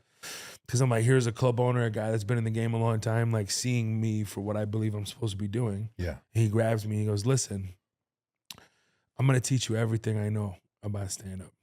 And he literally mapped out my entire career. He said, by the time you're this age, you're going to be touring the States. By the time they say you're probably doing shows overseas, you'll be headlining. By the time you're 21, 22, and then you'll get better and better and stronger. You'll get a special, and then from there you get a TV show. He literally mapped out my entire career. He goes, and if you don't listen to me, I'm not gonna waste my fucking time. He goes, but it's gonna take you 20 years for overnight success. Are you in? I said, yes, I'm in. And that was it. And he taught me everything I used to know about stand-up. And then you just start climbing on the ranks, and then people take you on tour. Oh, he's funny. And then you become too funny, and they're like, you need to go away. I don't need you touring with me, getting standing ovations from the opening spot. Get the hell out of here. Or people loving you more than me, like, get out of here. You need to go off and build your own. Like, okay. And then you fucking hit rock bottom again. You're like, you're broke. Where the hell am I going to tour? And then, oh my God, what's going to happen? And then I joined me and a couple of Muslim comedians. I said comedians that happen to be Muslim started touring, doing what we wanted to do, we called it Allah Made Me Funny, and that caught fire. And then we started touring all over the world outside of the industry. We were like selling out theaters in South Africa, Australia, Europe, all throughout. We did like 30 cities in the UK. I didn't even know there was 30 fucking cities in the UK. I didn't know that. It's like, it's insane, like amount of shows. And then Dave Chappelle heard about us. You're like, oh, that's crazy. How y'all doing this outside of the industry? This is nuts. You guys are touring worldwide. Most comedians not even doing all these markets like this. That's so cool. And then when Dave was doing his comeback, he was like, I was in the same town. I was in San Francisco. He was, I think, in Oakland too, doing shows. And we went and said hi to him, me and Azhar. We were like, popped in. He was like, you want to open tomorrow? I was like, yeah. You want to open the next day? Yeah. And next thing you know, it's like 4,000 shows or something together over 10 years. I mean, bro, and then it's like, that's how it goes. It's like and then you get, that becomes like your big brother and like guide at this altitude. So the previous mentorships were about helping you get here, but those people don't know how to navigate that altitude. And then you meet somebody like Chappelle. I mean, dude, and then he really, truly, is able to guide you in ways that very few people can. And just give you advice, not really like, he'll never say, do this, don't do that, do this, do that. He'll just give you information, which I think is some of the best kind of advice. Yeah. I mean, that's like the goat of fucking comedy. Easily one of them. Yes. So he's been a mentor to you. Yeah. That's my like brother. Yeah. That's special, man. Yeah, it's very special. Yeah, he's gay. No, I'm just kidding. You're hyping him up. Fuck that guy. No, he's the best, bro. He really is so cool. I think sometimes he's really misunderstood. I think he's really, really misunderstood. As a comedian or as a person? Both. Yeah. I think both is really misunderstood. I feel sometimes. I think people that really know him. He's a very pure-hearted person. Like, he really is a well-meaning individual. He's not trying to be mean, Yeah. And he's has a provocative way of asking questions. I think that's what. But it's nobody has to agree with anybody, and the whole point of like being in a civilized world is that you can have very difficult discussions and feel uncomfortable, and it's okay to feel uncomfortable, and you move away from each other better people, hopefully, that you can learn from one another, become better people, and then you take it from there. But you don't, I think just like damning someone is really a bad thing. I don't agree with you, so you're out of here. Yeah, it's garbage. I think it's okay. I don't agree with you, to your way, to be mine. Like, it's okay. Just don't harm me. Nobody's trying to harm each other here, but you go off on your way. It's okay. Yeah. What do you think the best advice that Chappelle's ever given you? Be so honest that it's hard to make eye contact with you. And I think that's like one of the things that's like stuck with me, especially with this last special.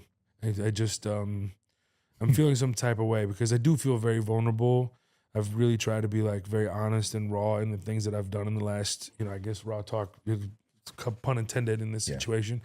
But I really just try to be very vulnerable and real and pose certain questions through my stand-up and through the television show.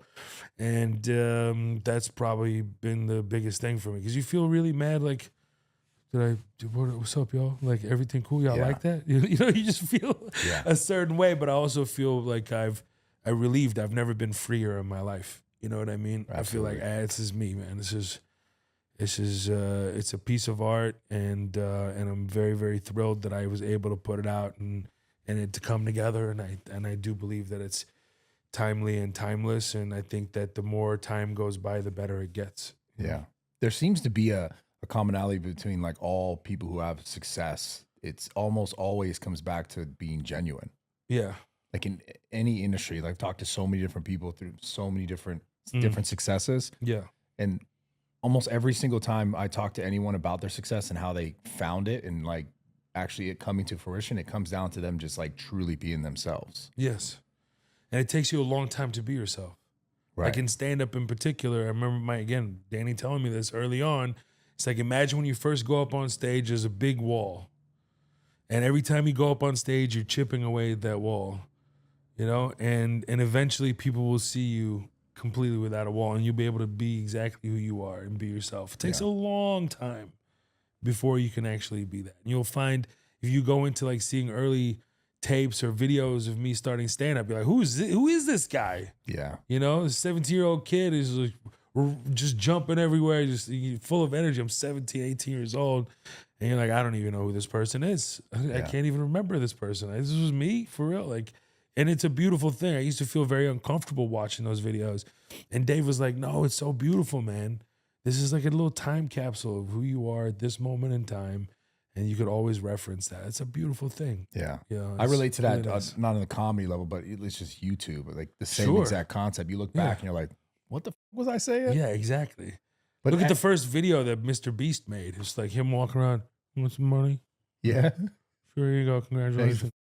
He's literally I'm going to sit YouTube. in my room and just stay awake for 100,000 hours while putting Skittles in my eyeballs. You know, like, Yeah. and everyone's like, ah! You know, and now he's, you know. He's fucking YouTube Yeah, now. he is YouTube. Yeah. He is, right? He's completely YouTube. 100%. Yeah. He's like literally, if you think of YouTube, you pretty much synonymously think of, as far as Insane. content goes, you think Yeah. of Mr. Beast. Incredible.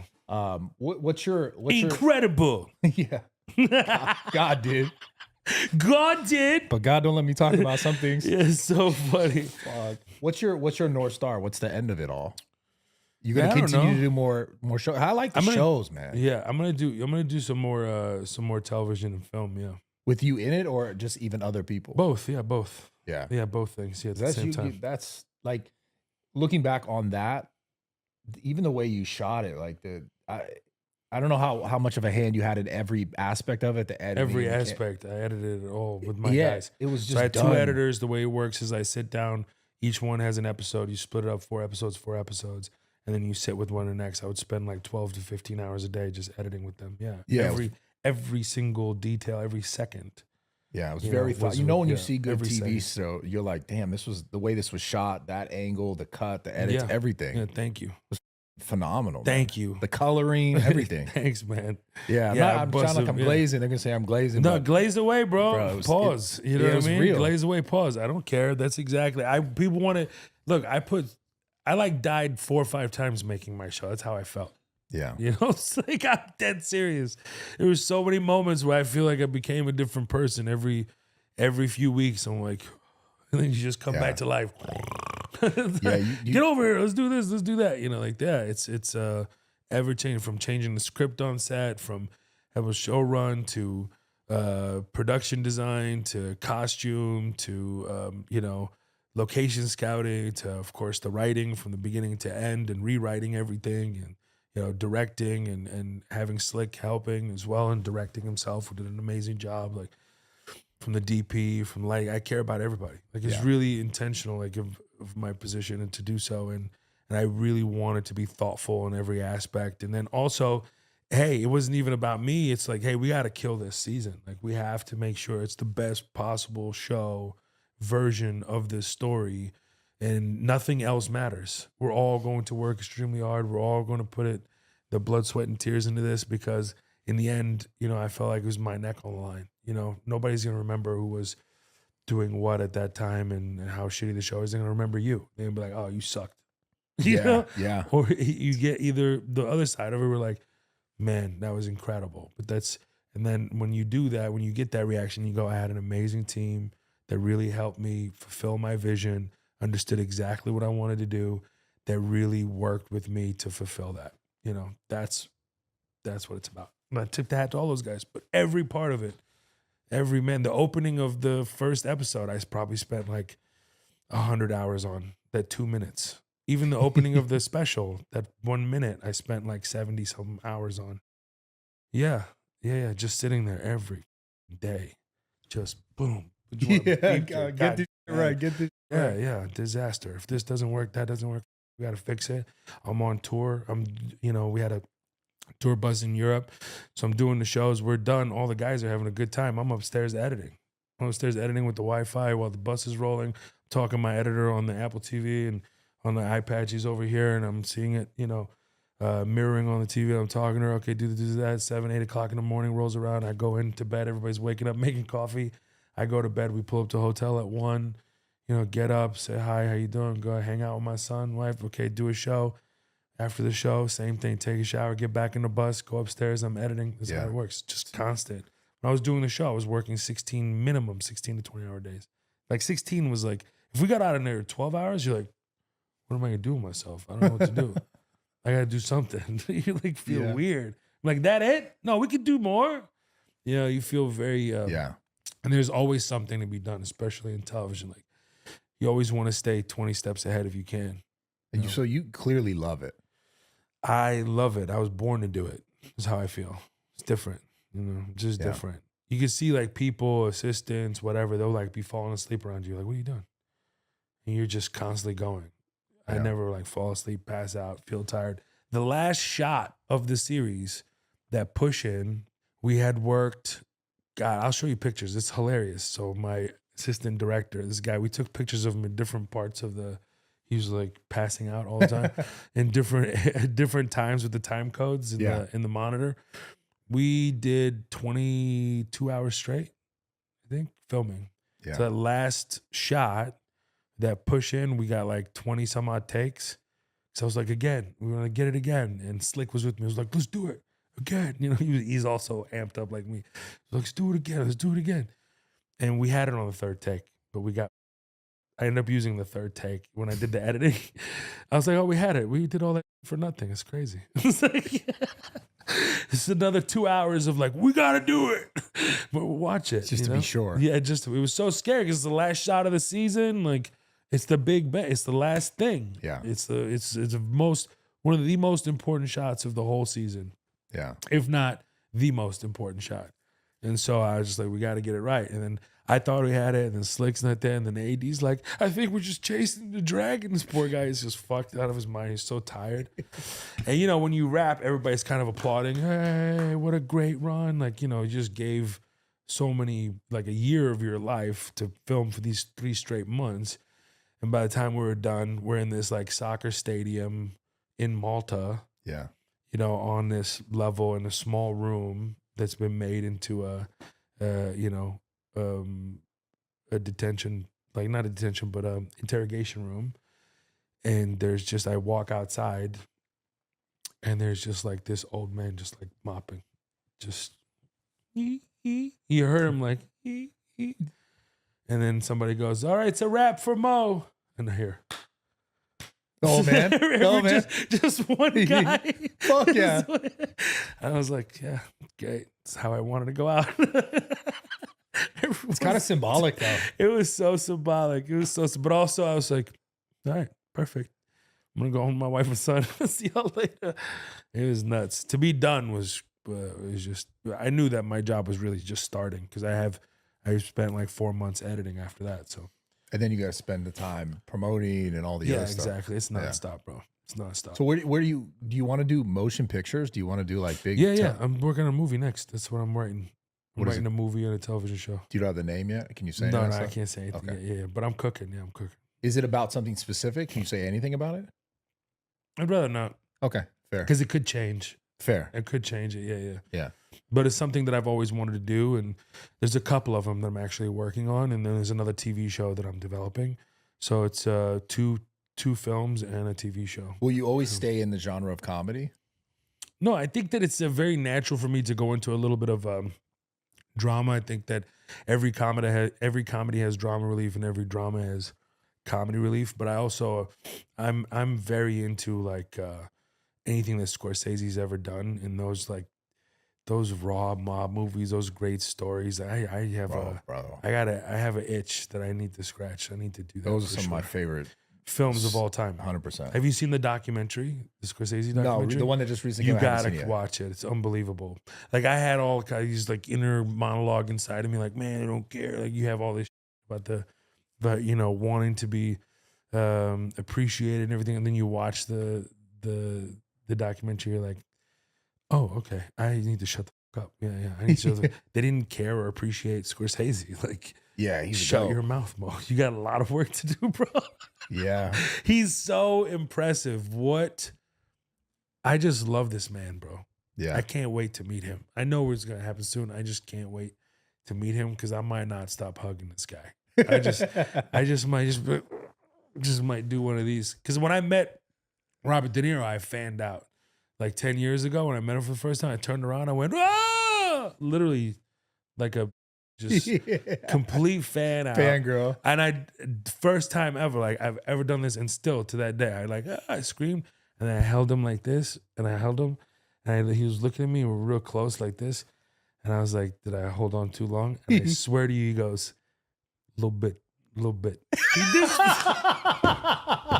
Nah. He did. I was like, oh, this is it. This is my life. That's it. My life is made. It's great. A classic line. Just he said it right to my face. It was Little bit. unbelievable. And thankfully, like he just saw me perform, so it wasn't like Yeah. super out of nowhere. Yeah. So he was just, and he's a very reserved dude. And it was, we talked for so long, and I talked the whole time Yeah. and monopolized this time. And everybody behind me was like, bro, can we just please say hello to De Niro? I was like, I don't give a. I'm the one talking to him. I like, you don't know if this is gonna happen again. I'm doing it Yeah. right now. I'm getting it all off my chest. It was the best. The best. Do you Yeah, have the best. do you have any other like big inspirations like that in the industry? It was really interesting because the first book I read was Wise Guys when I first came to America. Not the first book, but the first book when I came to the States. Somehow, Nicholas authored this book called Wise Guys, which became Goodfellas, and I had no idea. So I was infatuated with that world, and just like autobiographical stories like this, I just couldn't believe that these human beings existed. Like they lived these kind of lives outside of the boundaries like this, and we're able to do it for so long. Yeah. It's nuts to me, and that history and what that means, and I find it to be so fascinating. So really, everything in that world of Scorsese and Godfather, of course, is Scorsese didn't do that, but in that world, it's just really fascinating to me, and those actors associated with, like Al Pacino, which I did get to meet, was so super cool because my show was honored at the American Film Institute for the first season, and he came out and he spoke at the ceremony, and it was probably one of the best speeches I've ever seen in my life. Like our table, so it was only a Netflix show that got honored that year, so it was felt great, about that. Oh, the only one show. So there's like, they pick like 10 shows out of 600. They literally said they looked at 599 shows. And the American Film Institute is like the institution for filmmaking and television.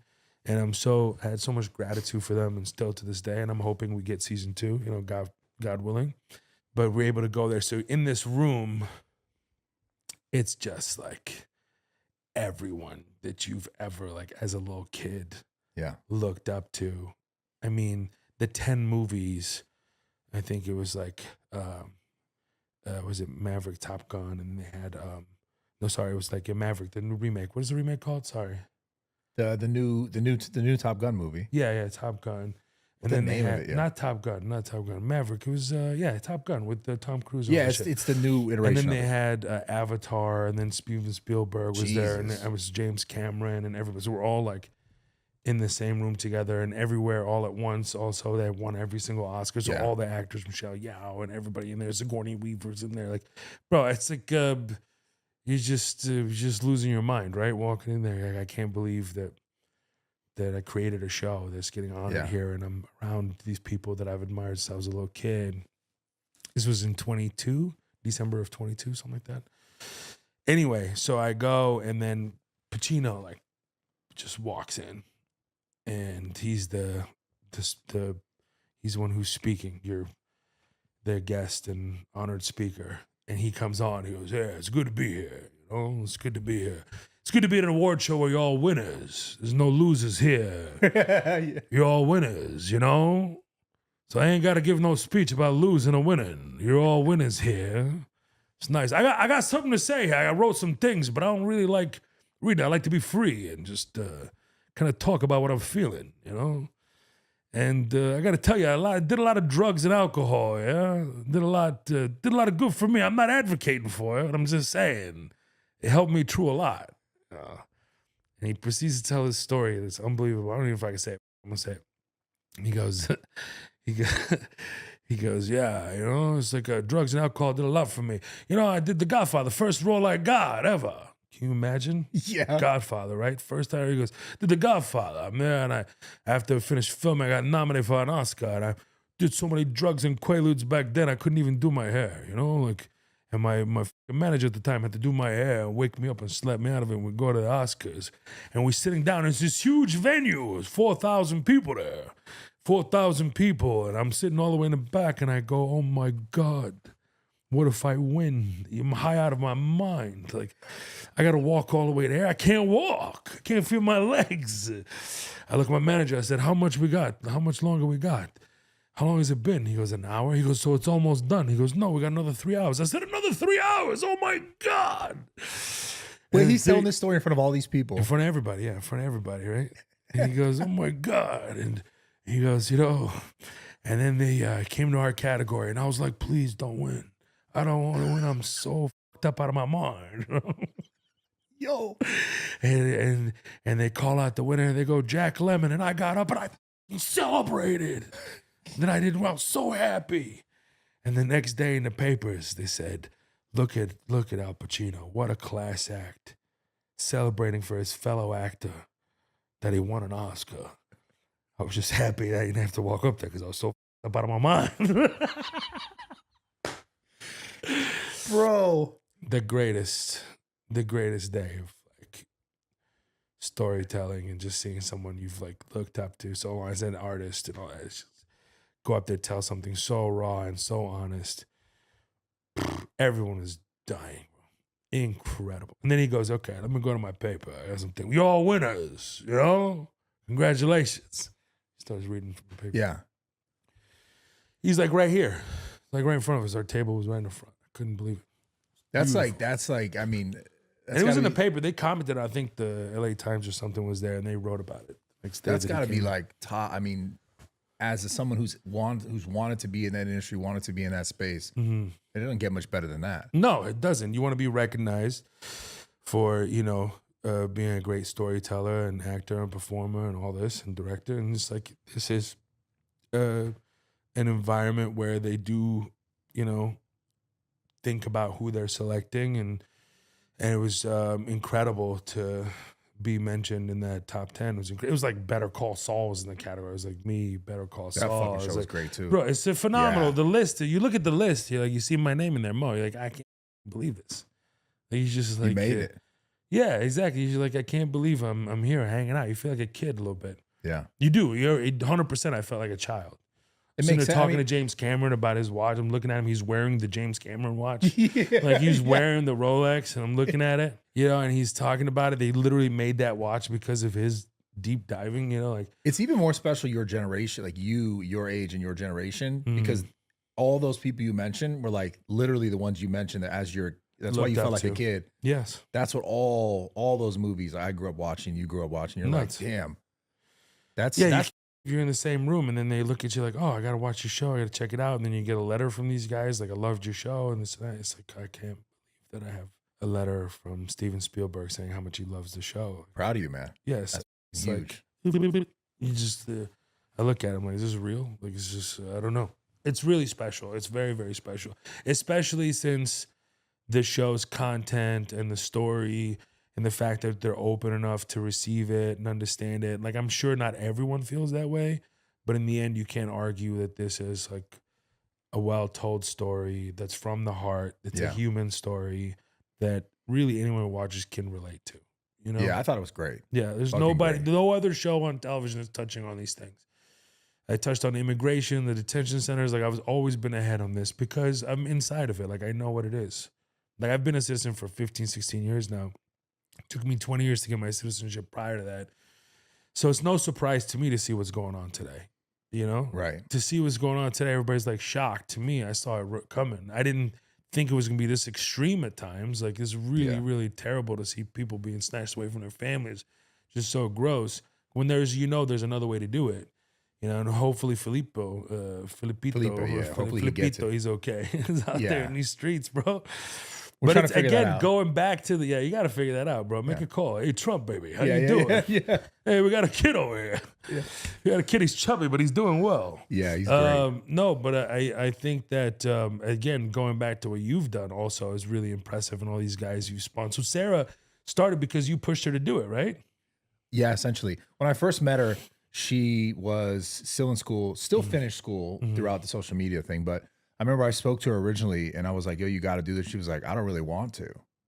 Straight up. Oh, wow. That would have been a massive mistake. Yeah. She straight up like she really loves it. Yeah. No, she loves it. 100% now. But I remember then she's like, she didn't want to do it. Mm-hmm. And I told her, I was like, you just, kind of how your first comedian mentor was like, you got to post like this. You were doing this. Stop doing that. Do more. I just did the same thing. But it was because I'm sure like like your first mentor, I was like, no, I've been in this long enough to know that you have what it takes to do it. Right. And it was just a matter of like sort of leading her in that direction. And then it just took off. No, she's killing it, bro. Every time I'm on YouTube, she's like, "Hi, I'm Sarah Safari, and whey protein is so good for you, or creatine is so good for you." I'm like, "This fucking doing ads now? Get out!" "Hi, I'm Sarah Safari, and this creatine proven 100% so good for you." I was like, "Get out of my face, bro! Nobody wants your creatine." Creatine's a great supplement. I know it is. All right, one it of the is. Best. I know this guy is just such a fucking sorry. such a beast. I Like, can't help hey, it. wait! This is where Don't you dare talk about creatine. Talk about creatine. It's the reason why I'm here. It's the way I'm able to think in the morning. Screw creatine. Everybody drinks coffee. I drink creatine. Creatine in my coffee. Have you tried that? I'm sure. Creatine coffee. By the Creatine way, water. let's cut to the ad right now. Creatine coffee coming out soon. Bradley Moore, what's up? I should make that. Yeah, she's should. killing. You should make that. Yeah. I drink it. Make good. it easy. Yeah, I mean, it is. It's dude, creatine's so good for your brain, your body, everything. Anyways, we'll get into that. Yeah, It's yeah. not an ad. I just need you to teach me how to get on steroids. That's what I want to teach you. It's simple. Yeah. You get a vial, Yes, you get a it is. syringe, and you start. That is all it is? Yeah, obviously, it's not that simple. Come on, bro. It's you got to get the blood work. There's all those things you got to do. You got to make sure you're good. Yeah, That's of the key course. with all that kind of shit. Is making sure you're good and then continuing to make sure you're good. So I got to find the Barry Bonds doctor to help me out. Yeah, or just just a doctor. Just a doctor? Not just a doctor, right? An endocrinologist. Some guy like, come on, bro, I got you, bro. You want like what kind of, you want the Tataro? You want Deca? Like, what do you want, bro? Not that kind of doctor. But have you ever thought about doing something like that? I have, yeah. It was super interesting, like to me, like to see everybody so ripped and amazing. I mean, Jose Canseco started that whole thing. I feel he's like 70 and still looks shredded. Like, get the fuck out of here. Yeah. His knees are shot, but Yeah. I played with him in a celebrity softball game. He hit the fucking ball 9 million yards. I'm like, just out of the park. This guy's like, I still hit. I was like, yeah, but you have like someone else running for you. I mean, your knees are shot. Yeah. But so you would do it? Maybe. Yeah. Yeah. I got to lose weight first. Fair. Yeah, I got to lose weight first. I think you can't just be fat and starting steroids. Like, I think that's a bad combination. Could be. I think it's it really a bad just depends. conversation. It just depends where your actual levels are. Yeah. Truthfully, because sometimes people who are more overweight, I'm very strong. So I worked out I did boxing for a hot minute.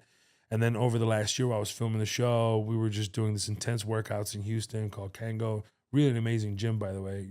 If you're ever in Houston, come check it out. These guys are nuts. It's not like it's a really, really like using every part of your body type workouts and resistance and all that. You know this better than I do. But I was pushing like 900-pound sleds. I mean, I was going crazy. I was having a great time. You pushing 900-pound sled? 900 pounds. What the?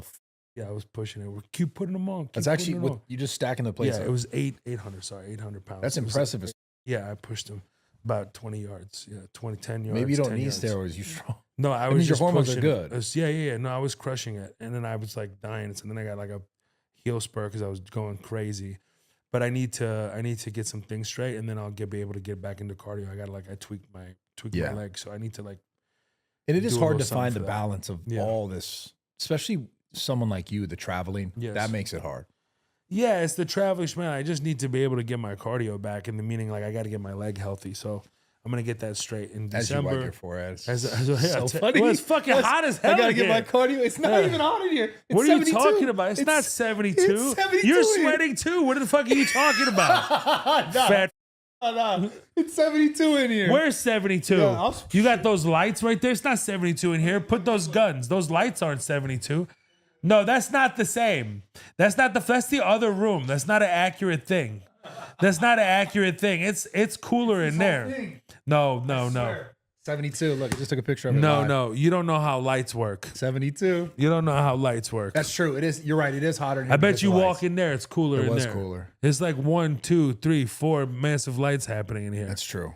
Don't bust my balls. Sorry, I know how apologize. this thing works. We were just talking about fat. Weirdly, it just feels cooler. All of a sudden. Once I got this sweat on my forehead. I'm gonna tell you, rough room, Bradley. Yeah. Have you struggled with weight most of your life? I think so. I actually almost died. It was in 6th grade. I hit my head on the bottom of a pool, and I almost. Wait, whoa. Yeah. Was there no water in it? Yeah, there was water in it. Nobody jumps in a pool without water. What's the but matter? that's with what I'm you? saying. Like, how no do you get water to the in it? But how do you get to the bottom? Like you were. Nobody, just dives. Hey, is your water here? it, I'm just gonna go. Yeah, Yes, there was water in there. Yeah, but No, like, how it do you hit wasn't the bottom? labeled properly. The way you Oh. don't know, you couldn't see where the diving area was and where it was like 4 feet or 3 feet or 3.5 feet on the sides. So you got And bad there's the depth area- perception. No, it was both on each side. There was like the way it meets in the middle, Okay. like the way it like slopes down, and then you went in, and then it just my hands were in front, so thank God, and then it stopped like most of it, but I hit the top of my head. You were diving. I was diving. Okay. Yeah, I was diving, and I had a compressed vertebrae. I almost died or paralyzed. It could have been worse. So at that point, changed my whole life. Like I was in a neck brace for like 4 or 5 months, wasn't allowed to do anything, and I gained a bunch of weight, and I it see. affected my life, and then it had a whole like ripple effect. But now, you know, it obviously was fixed at some point. It wasn't caught right away. We didn't have insurance. I was a little kid, immigrant in America, like the whole thing. I get it. But very, very lucky, extremely fortunate that that I walk and do everything. So yeah, so that was like a big thing, and then it changed everything for me. That really like I yo-yoed from there for sure. You know? Yeah. Is it? I feel like sometimes it's true. Is it when you're fatter, you're more funny? Yeah. Yes. I mean, it's. I feel like that's I don't real. know. Maybe. Well, I don't Like, think that's true. would your jokes hit the same if you were skinny? Yes, I don't do fat jokes. If I just It's did not even fat about the jokes and I jokes. was thin, it doesn't fucking matter. It doesn't matter. My whole thing is like, listen, if you're gonna lose your hair, you got to be in shape. Okay, Valid. you got to be in shape. Okay, if you're gonna be bald, you're gonna be in shape. Because I want to shave my head, but I can't do it now. You can't be round end. I just wanna do it. Fair. But you can't be like round. You got to pick know? one struggle. You got to pick one struggle. Fair. You got to be in shape, shredded. Then you can shave it. Yep. And you grow out the beard. Looks nice. Your little grizzly See who you're situation. You got talking to. going. Yeah, I see what's happening. And I got you amped up. You see how amped up you got? Yeah, Yeah, bro. Yeah, fuck yeah. Fuck yeah. Yeah, I'm fucking ripped, baby. See this Rogan Crip talking about how dope I am. Buy the creatine. Buy the creatine. Hi, I'm Sarah Safari. No, yeah, that's my rule. It's like I think once I get straight, I'm gonna get rid of it just see what it looks like, just to do different shit. Get You the can't do beard bigger? both. I don't know. Maybe I had it big before. I did it for like Black Adam. I did the beard when I did the superhero movie. You were in Black Adam? Yeah, What the? you don't remember? Wait. I was the guy, the electrician. Dive electricity. That's me. Oh, what the? Yeah. How did I not? Yeah, the best character. Yes, it was me. Busting balls. How you doing? The Wait. Rock. So wait. What have you been in? Have you been in a bunch of other shit as well? What am I not? I've done a aware few of? movies. No, but Black Adam was like the big one, the big thing. And then I did a few movies before that. But then I really like was focused on my show. That consumed like 6 years of my life. Yeah. With the writing strike, then COVID before that. 5 months, there was nothing with the delay with the writing strike in comparison to COVID. COVID was a fucking nightmare. Yeah. I started writing it in, what was it, to April of 2020, and then we didn't finish, and it was out until like August of 22. I think something like that. August 22 came out, the first season. So you're talking about 2.5 years. It's Yeah. really, really tough. Kept pushing and COVID protocols and creating bubbles and all that stuff. So, yeah, about 6 years. So that consumed that. And then you want to do things that you really love and want to be a part of. You don't want to just like do anything. Yeah. That's You the know? same way with social media. The same vibe. You kind of. Even like doing this podcast, I was excited to do something different. Yeah. Like everybody's just kind of doing the same shit. I just want to do something different.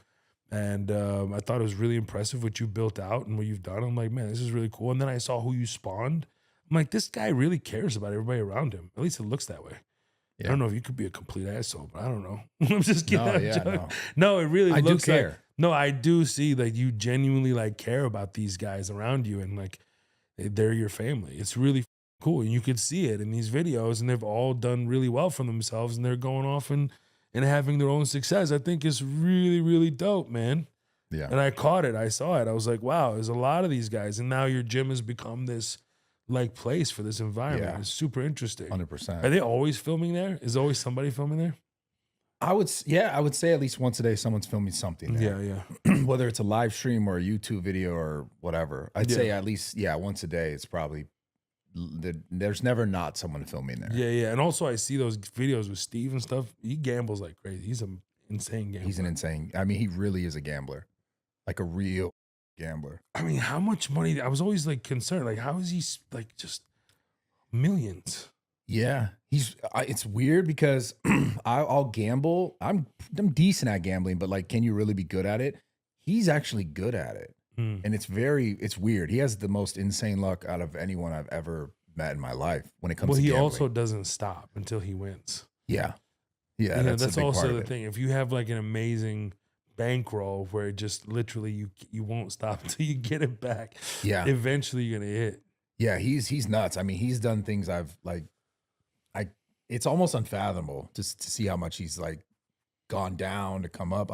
I watched him be down like more than $1 million and like come back the same night on a Fuck that, table dude. in real. Like, I'm not even talking about on I the internet. can't, bro. Like, it's nuts. No way I could do that. Yeah, I would just lose my mind just he- knowing that $1 million of my hard-earned money is Gone. gone. Like that's my whole life. My whole life is done losing that kind of money. I mean, he must be like insanely rich. You can't just lose $1 million like that. But that's the interesting part about him. Like, he is very well off, but it's like he's just done this for long enough to now that he has just like Yeah, and sure.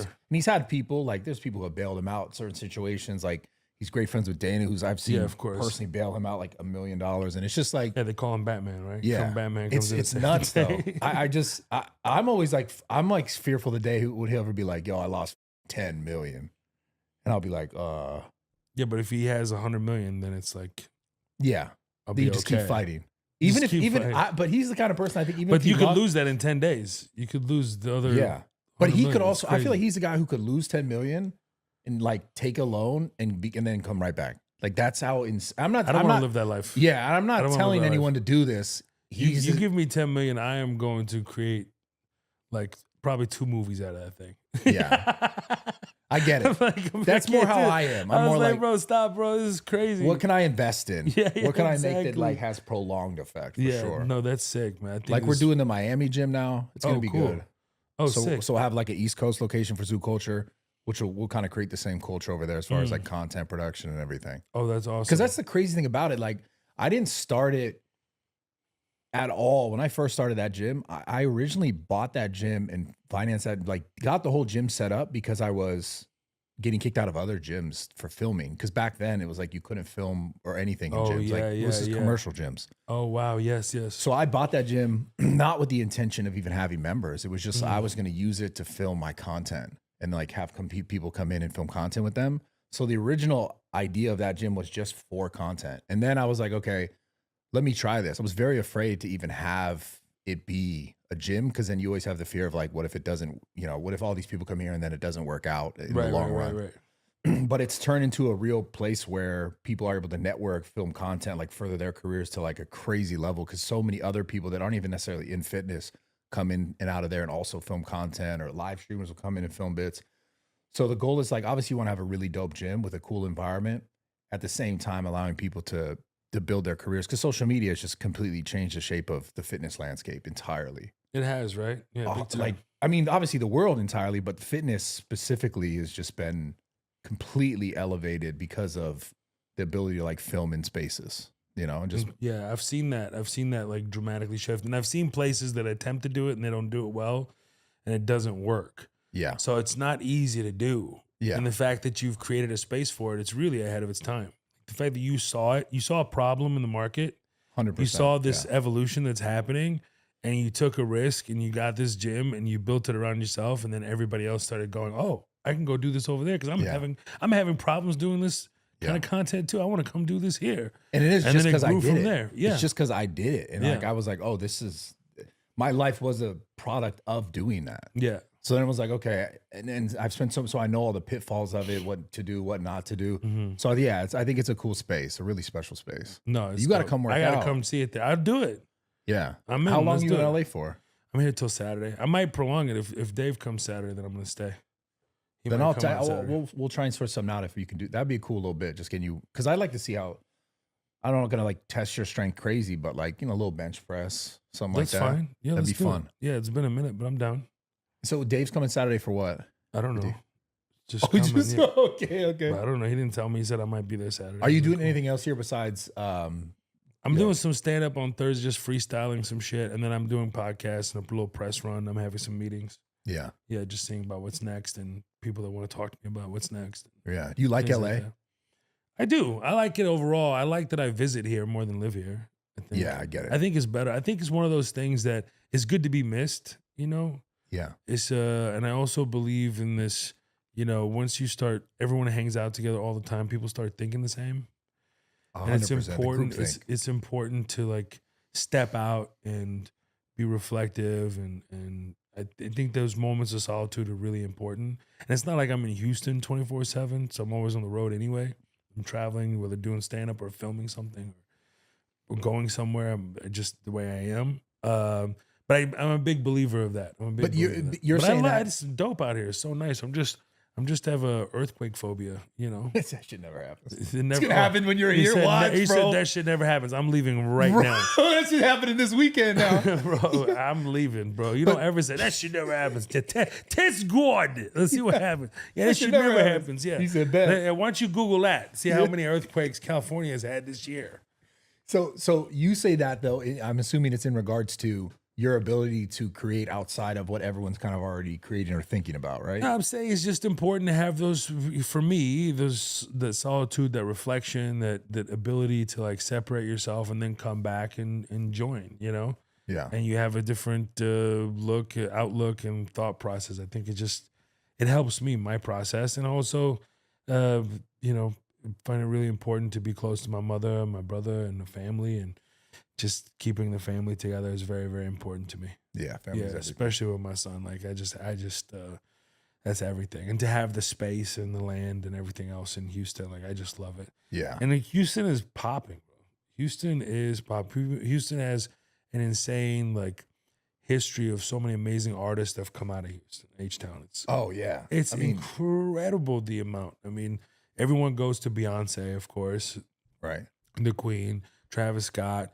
Before that, of course, you have Ghetto Boys, UGK, Bun B, Slim Thug, Paul Wall, Fat Pat. Like, bro, it just keeps going. Lil Kiki, Lil Flip. I mean, it's just, there's so many. And every time I like, oh, you're going to forget Zero. There's just so many people so many great artists have come out of Houston. Lizzo, you know, it just keeps going. Yeah. Yeah. Amazing artists and people, writers also that I've met like on the road. Oh, I'm from Alien. I'm from Houston too. Oh shit, that's crazy. Yo, I wrote on this show. I'm writing on this show. I'm producing for this. Or executives. Like it's like so many of the executives that I work with are from Houston. It's kind of interesting. I love Houston. Yeah, Good food too. Yeah. Oh, it's the best. Yeah, I know. Yeah, don't you fucking look at me that way. It's good food too, you fat. Yeah, I saw that. I saw that look. It's so good good food too. I don't blame you, man. It's amazing, Oh, bro. it's so good. It's so good. Yeah, if you ever come out, bro, we'll host you for sure. That'd be amazing. Yeah, bro. you got to come down, man. You got to come. Do you travel a lot to Houston or? Not a lot to Houston, but I do travel a lot. Yeah. Yeah. I tend to go to Florida a lot, obviously because of the relationship to the gym, building that out there. But Yeah, I'm sure that's why you go to Florida. yeah. Relation to the gym, you know. Yeah. No, that's why we're being- there. Yeah, The gym. Yeah. Do you ever go to Venice Beach and do that whole thing? I did a lot more earlier in the career, filming like all the content. I did a Yeah. lot more stuff. Is that still popping over there, Venice Beach? Is that the thing? Because let me tell you something. A lot of No. crack in Venice, Yeah, it's not. meth or whatever. It's not what it's not what it was. 2017 Mhm. was probably the last best year as far as like that fitness Really? space goes to golds in Venice for sure. And now all the golds in LA have turned into like a different gym. It turns to EOS. Yeah, I don't know. They just recently sold or salad bars. or salad bars. Yeah. I like salad. You like salad? Yeah, I love salad. Yeah, I don't Why are believe you that. saying that? I don't believe it. Yeah, I do. I don't believe it. It's not my go-to. Salad with a lot of steak. What's up? Salad with a lot of steak. No, I like chicken salad. Like I like a good classic chicken. I like a good classic Caesar salad. I don't even want the chicken on there because a lot of times they make it dry. I don't like the dry chicken. Don't give me that chicken. You like it But covered. Caesar one. It's a Caesar sauce. Yeah, that's the whole point of a Caesar salad. I'm with you. What do you So- mean? I'm You fucking put with the you. sauce on the side so I can just dip. Get out of my face. I'll smack that whole salad out of your hand.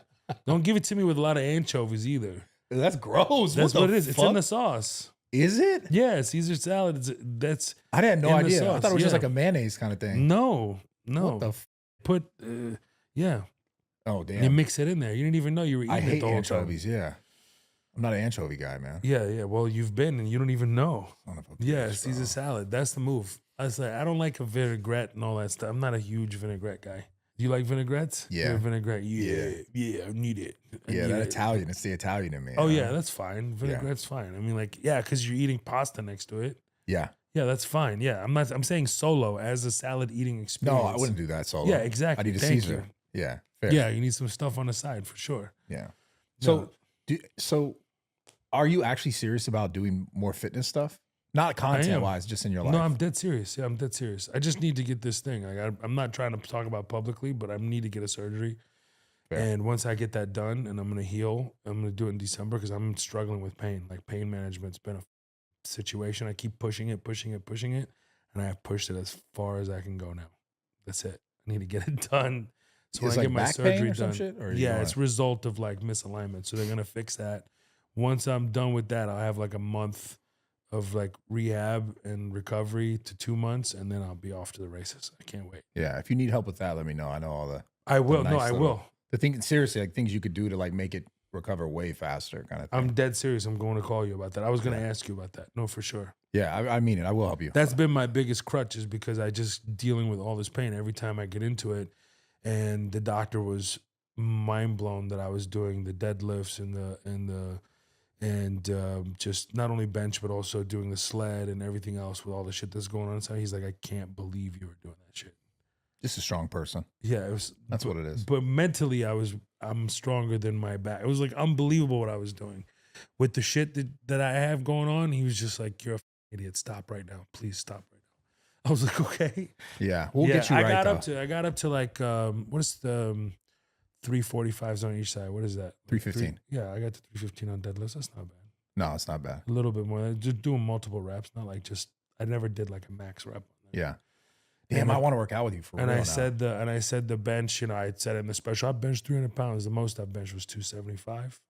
You can round up. Yeah, that's what I round up. It sounds better. I don't want to say 275. Nah, that sounds weak. Oh yeah, my friends from the gym like, oh yeah, 300. I was like, go boys, yourself. Your yeah, boys. Yeah, I was like, go yourself. You know, it's 275, and I don't even have leg power. I was doing it with my feet on the bench. That's harder. I So can't technically it's because 315. my foot, I can't like put the pressure down. So I put my feet on the bench, and that's how I was doing Which is it. a harder version of the bench press. Thank you. Okay, so off. It's like 315. He said Exactly. it. Bradley Martyn said it. Yeah, it's true. Yeah, It's true. forget it. Well, let's check this out. So we got to get a workout in. Okay. Bro, it's been an honor. Yo, thank you for having me, man. You're awesome. Thank you, bro. Like, I'm proud of, I mean, you don't need me to be proud of you, but like what you've done is incredible. It means a lot, For man. real. I love what you guys are doing. Like I said, I tracked it and I was like, yo, these guys are killing it. I'm so happy that I really made, like, it's so impressive to me. It's really, really impressive. Thank like you. to start from nothing, to build that out. But not only that, but like helping others while doing well. That's the shit, man. Yeah. And the community you've built, and those Chicos Toxicos guys are out of their mind. I don't want anything to do with them, but I do. You know what I mean? Yeah. Like, it's like, invite me once, but I'm not going to show up. But I just want to know that I'm invited to that diabolical situation that I don't know what they're doing and what direction they're going, but God bless them. They're having a good time. Yeah, they are. I look at them, I'm like, man, what are they doing? Also, like, I'm so glad we didn't have cameras when I was coming up like that. Well, that's why I think that's why I think it's popular, because it's just what people did. It's like what people do, and they're kind of They're like living the hangover every day. Yeah, just capturing real life shit. Yeah, I think is like, we're supposed to go. It's funny, my mom's actually coming down tomorrow, and I actually double booked that, but we're gonna go camping. We're gonna do this like camping vlog, and I just was like, oh, I'm gonna bring my mom. It's gonna be really Hilarious. good content. Yeah, it's gonna be amazing. Yeah, I'll never go camping. What? Never. Why? You mean glamping? Is that what you're saying? You're taking your fucking trail. Don't bullshit me. You're not gonna be sleeping in some tent with no like ability to have electricity. You're talking about a mobile home. And I'm gonna be in the desert. Don't even bullshit me. I don't ever see you like, I'm gonna just sleep in this tent and the spiders. No, I've done it. I've done it. Because Okay. I swear to you, I know you saw that out there, so it's just your assumption. You are right. 90% of the time, I do just sleep in there, and I got the AC, and it's nice. But there are times when that's pulling over and sleeping on the side of the road. That's what that is. Okay, but there are times I have like a setup that I actually go out and I'll like set up an actual tent away from it. You're an idiot. No, it's fun. Don't dude. do that, bro. It's so fun. I mean that with all love and respect. Don't do that. It's so fun. Why not? Where do you camp at? Like where? Like I drive near any water? Yeah, normally like near like a little river or something. yeah, river normally, or like a lake or something like that. I'll drive up north, like up to Okay, that's 395 cool. and go to the middle of nowhere. Oh, I bet that's cool. It's amazing. It's Yeah. like you said, detaching yourself from things so you can get a different perspective is priceless. nice, Is yeah. actually priceless. And bears. Yeah. Yeah, but I gotta, You got a shotty? I got a shotty, I got a little handgun. Yeah. I'm fine. Yeah, you gotta have a shotgun for sure. Yeah, I'm definitely not out there like with nothing. Yeah. Okay. I take care. Just walk around like you just paint your body. You just walk around like Predator. That's like Arnold Schwarzenegger. with all, Yeah, we're out here. with the shotgun. Yeah, the with a fuck- shotgun. Just walk I got the around. bear spray. Like, No, relax, I'm ready, bro. Relax. I'm ready. Yeah, bear spray is very effective. You don't even need a shotgun now, right? No, yeah, and also most bears they're afraid of you. Most of those bears. There's Yeah, I'm certain sure. places you go in like Canada. If you run into grizzlies, they're not afraid of you. They'll kill you. Yeah, But polar most of bears them- are the worst, though. I heard. Yeah, but you're Yeah, not gonna because they catch those. actively try to kill you. Yeah, like that's polar bears, different. like they It's see so you and they'll scary. find you. Like Yeah, those guys are hunters, bro. They're like snipers. They're I no, I would never. I don't yeah. think I would camp somewhere like that. But I would have to do No. it in a way where like there's No, people if who I'm know chilling more. with Eskimos, yeah, I'll do it. That's what I mean. People Like, who know yo, more show than me me. where it's at. But you never camped? No desire. I love it, man. Zero desire. Just the bugs and it's sitting out there. Like there's options to not do that. Yeah. So why would I do that? Even when I was broke, like you can go to a motel like down the street or something, like next to a body of water, and then enjoy the day, and then I can go back and sleep. The reason why I In the like it is thing. I feel like it's one of the most human things you could do. Yeah, I agree. I'm not disagreeing with Yeah. you. I'm saying I'm not gonna do it. Yeah, fair. or I would like to take a nap outside. You know what I mean? I would do that, and then when I wake up and come to my senses, take my ass inside. Yeah. You know what I mean? Yeah. I would do like the tent thing. I would do the big tent thing. I would do that. I'm leaving myself open for jokes being Arab, but those tents are really glamorous. You can make some really dope tents. You can. That's what I would do. I would do like a hyped up version of a tent.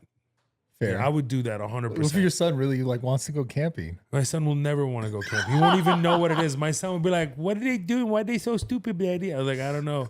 They don't know that indoors exist." Dude, I hope your son wants to go camping so bad now. Now Oh, I'll take him. so bad. I'll take him for like an hour, and I'm like, "All right, we're going home." And then I'll just I'll set him up to where he hates it forever. Scare the hell out of him. You know what? Fair. You know what happens at night, right? You know what I Yo, mean? Do that's- that, and he will never do it again. No, I would do it if my son actually wanted to do it. Yeah. But again, it would be the most glamping of a situation for sure. Fair. I'm not sleeping in a tent, vulnerable. And I'm a deep sleeper, bro. Like, what are we doing here? What if I sleep through something? Like, I don't want to do that. Yeah, the bear ain't gonna knock either. Yeah, exactly. Yeah. There's gonna be like, "Excuse me, can I eat you?" You know what I mean? Pause. But I'm like, yo, I'm not gonna do that. And that's impossibility. I can't. I'm nervous even talking about it. Not nervous, but it's just, I think that, I don't need to do it. Fair. You can also, they have those hotels where you can you're literally on the side of the mountain. You've seen those? Yes. Yeah, just In do Utah, that, bro. Yeah. There's something like that in Zion. We're gonna stay at one of those in Zion. That's Yeah, really nice. you could do that. You could just do it anywhere around the world. You don't have to do this anymore. You don't have to go out and look. You and Joe Rogan out there hunting whatever you're hunting, Shooting bows. elks and shit. Yeah, that bow shit is crazy. The guy disappears for 10 days in the Yeah. woods or somewhere. Yeah, he's It's the most amazing thing. I'm like, He's okay, nuts, Joe, man. He's relax, cool. bro. Oh, he's best. He's the best, but I'm not doing that shit either. I'll just buy elk when you come back. I'll just be like, oh, look at all those elk I got. Like, I got it too. Cost me less. You had to pay for flights. You had to get this, you had that. Just hunting. No, I think it's so really not dope. an outdoors guy, really. I like the outdoors. I do for a limited time only. I'm not trying to be out there for a week Yeah. all day. How does it feel today? Same shit. Like those people that buy houses in the middle of nowhere. You seen this? Those house hunting shows. Yeah. And they got that house. They we're actively searching for out, and then it takes them 2.5 hours to get into town by boat only. I hate you.